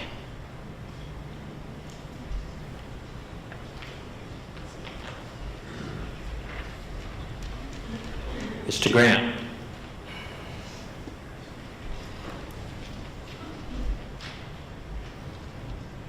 Thank you, Mr. Moderator. This position is required for numerous reasons, but primarily the water treatment facility that we're constructing is going to require very skilled people for the foreseeable future, pretty much. And it actually provides someone with management credentials or supervisory credentials to be trained while in the department and kind of promote from within, but it's primarily for staffing and getting very skilled people to run our very technologically advanced plant. So we need this position. Any other discussion or questions or comments on Article 20? Seeing none. Oh, almost got there. Selectman Dele. Thank you. This is going to be for town council. I'm sorry, but on this particular article, is there potential for us to strike item 2 and move forward with item 1? Okay, first of all, that's a question more appropriate to me. I'm sorry. You can move to amend, as you can tell, you can move to amend pretty much anything. But that would be a proper amendment. Okay, and you need that in writing? I would. Can you give me a minute, please? It's always the ones you don't figure, those articles you don't figure that,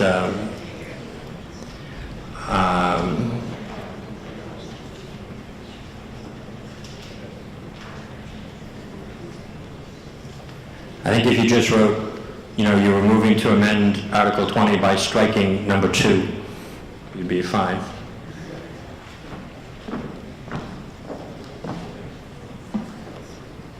Just striking all of number 2? Okay. Yep. Okay, so the motion is to amend Article 20 by striking number 2 in its entirety. Is there a second? There's a second. So, you're all old pros at this by now, but we will discuss the amendment and the amendment only. Mr. DeLuca. Mr. Moderator, I just don't understand the logic. You're allowed 2 weeks after 1 year. Why you can't be allowed after 6 months, 1 week? Just doesn't make any logic sense to me. All right? I guess I'm 80 years old and the time is getting late, way past my bedtime. But, we've amended things for some logic. This just seems illogical to me. It's just my point. Any further discussion? Oh, yes, ma'am, I'm sorry. Dinah O'Brien, 6 Avery Road. Did I understand correctly that number 2 brings non-union workers into the same status as union workers? I believe, and I'm sure they'll correct me if I'm wrong, but this part of the bylaw refers only to workers who are not covered by a collective bargaining unit. Correct.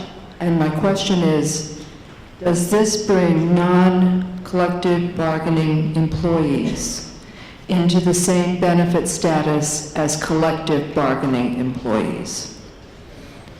I'll have to refer that to whoever's unlucky enough to get up and answer it here.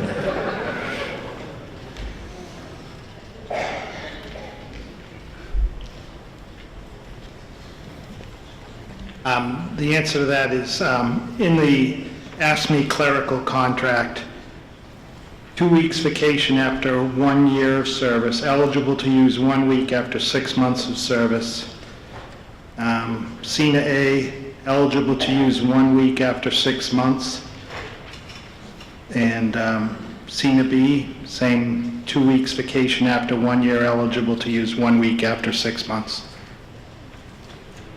And as a follow-up question, am I correct in assuming that the non-collective bargaining individuals are usually your department heads? Mr. Town Manager. And there's some clerical. And if you look, all the department heads and clerical staff. Okay, just my opinion, I've been in this situation myself as a municipal department head, and I can tell you a year is an awfully long time to hire somebody and tell them that they can't take a vacation. That's when you get into sick leave abuse and personal time abuse if you don't allow people to take a breather. Yes, Cynthia. Is it proper to ask the makers of this amendment to give us a reason why they're making an amendment? It certainly is. Yes.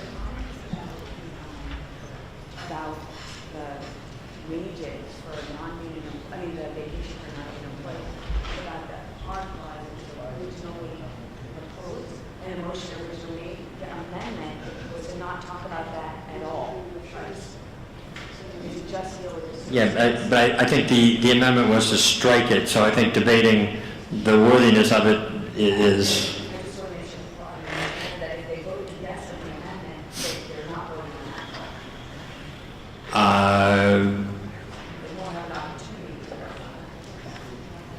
Right. As town council is pointing out, if you vote on the amendment, if you pass the amendment, then you will end up voting on the main article without an opportunity to include that. So what you're doing is if you pass the amendment, you're taking that option out.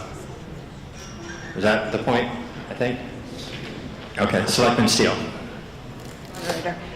The concern of some of us on the board is not necessarily the merit of the article, but rather that we had some of the same questions that have just recently been asked by some of the townspeople, and those questions were not brought back to us in order for us to review this article prior to tonight's meeting.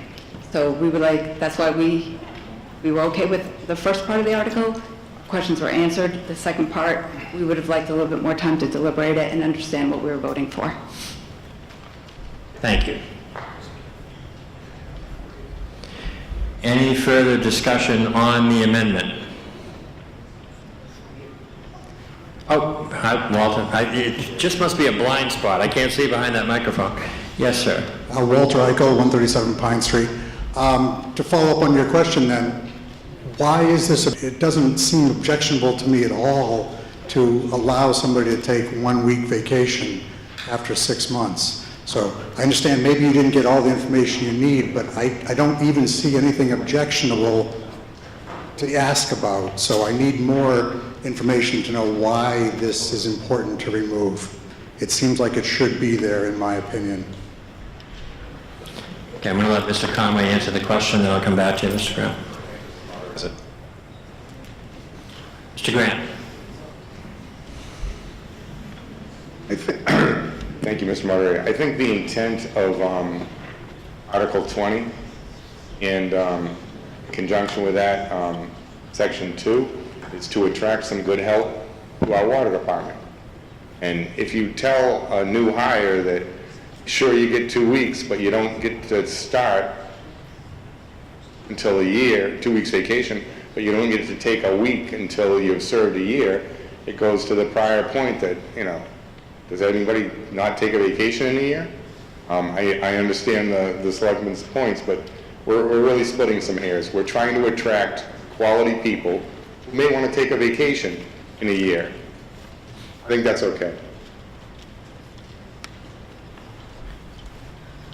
Were you hoping to get that question answered, Walter? Was that, I didn't want to bypass you if you were... I'll yield if somebody else wants to Okay, jump got in. it. Yes. Steve Hornsby, 66 Pine. My question would be to the Board of Selectmen, rather than move to strike to amend to strike the entire line, why not amend it to change it so it would include accrued time? I mean, rather than delete it permanently. Mr. DeLuca. You know, I don't understand why we consistently try to treat non-union people different than union people. They all go to the same building, they all go in at the same time, they all work the same many hours. I don't know what, it's mind-boggling to me. I guess maybe I'm getting old and the hours late, like I said before. But 2 weeks, 1 week, they still have to work 6 months before they get anything, okay? So if they leave after 6 months and we have to give them a week's pay, so what? Okay, the math does it, you get 2 weeks with 1 year, so if you take 1 week in 6 months, I guess I've lost it. We won't debate that part of it, Mr. DeLuca.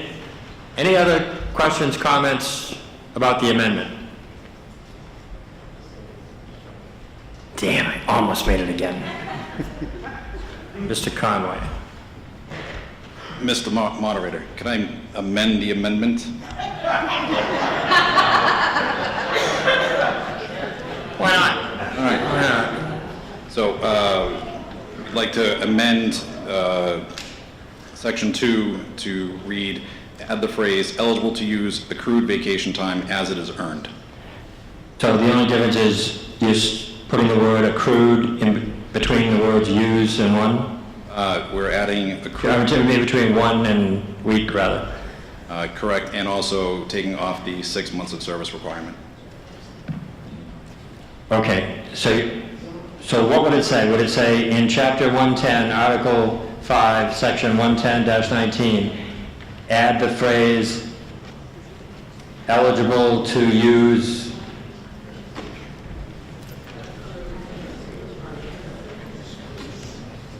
Okay, it would say in Chapter 110, Article 5, Section 110-19, add the phrase eligible to use accrued vacation time as it is earned.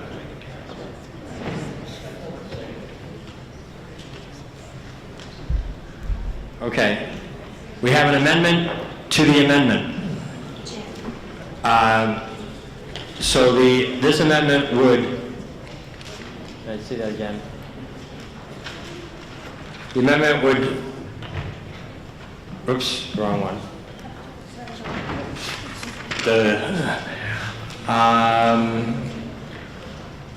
So it would say, the phrase would be eligible to use accrued vacation time as it is earned. It would say nothing about 6 months. It would just say, add the phrase eligible to use accrued vacation time as it is earned.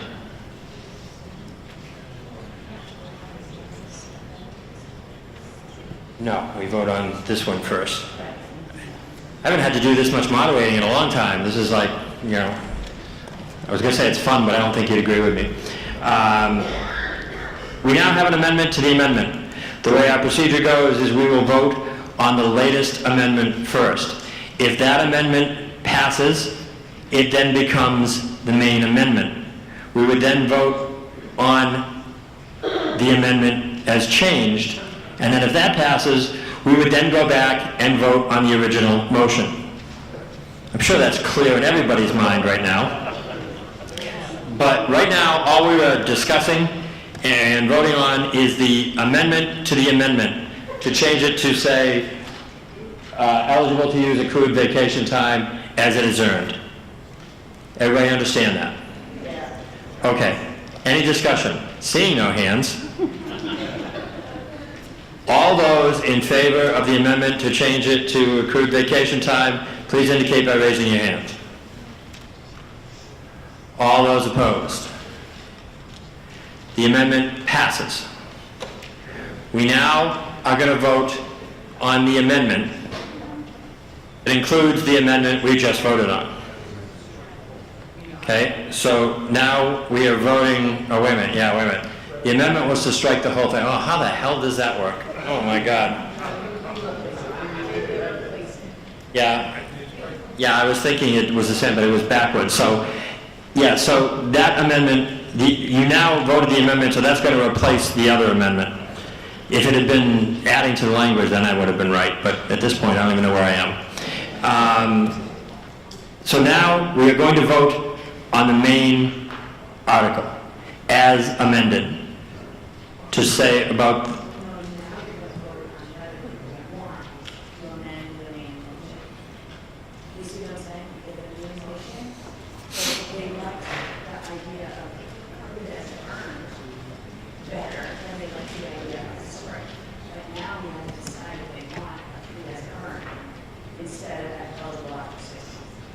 Okay, we're now going to vote on electing a new moderator.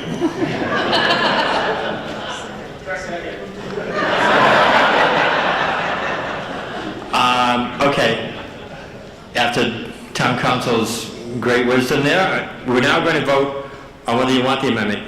You had an amendment that took that out, then you had an amendment that put that back in with different language. We voted the different language, but now we're going to vote on the amendment to see whether you want the amendment with the new language or whether you want to eliminate that as was the original amendment. So we're voting on the amendment, so let me get this straight. If you vote yes on this amendment, it will strike number 2. Number 2 will disappear. No, it won't.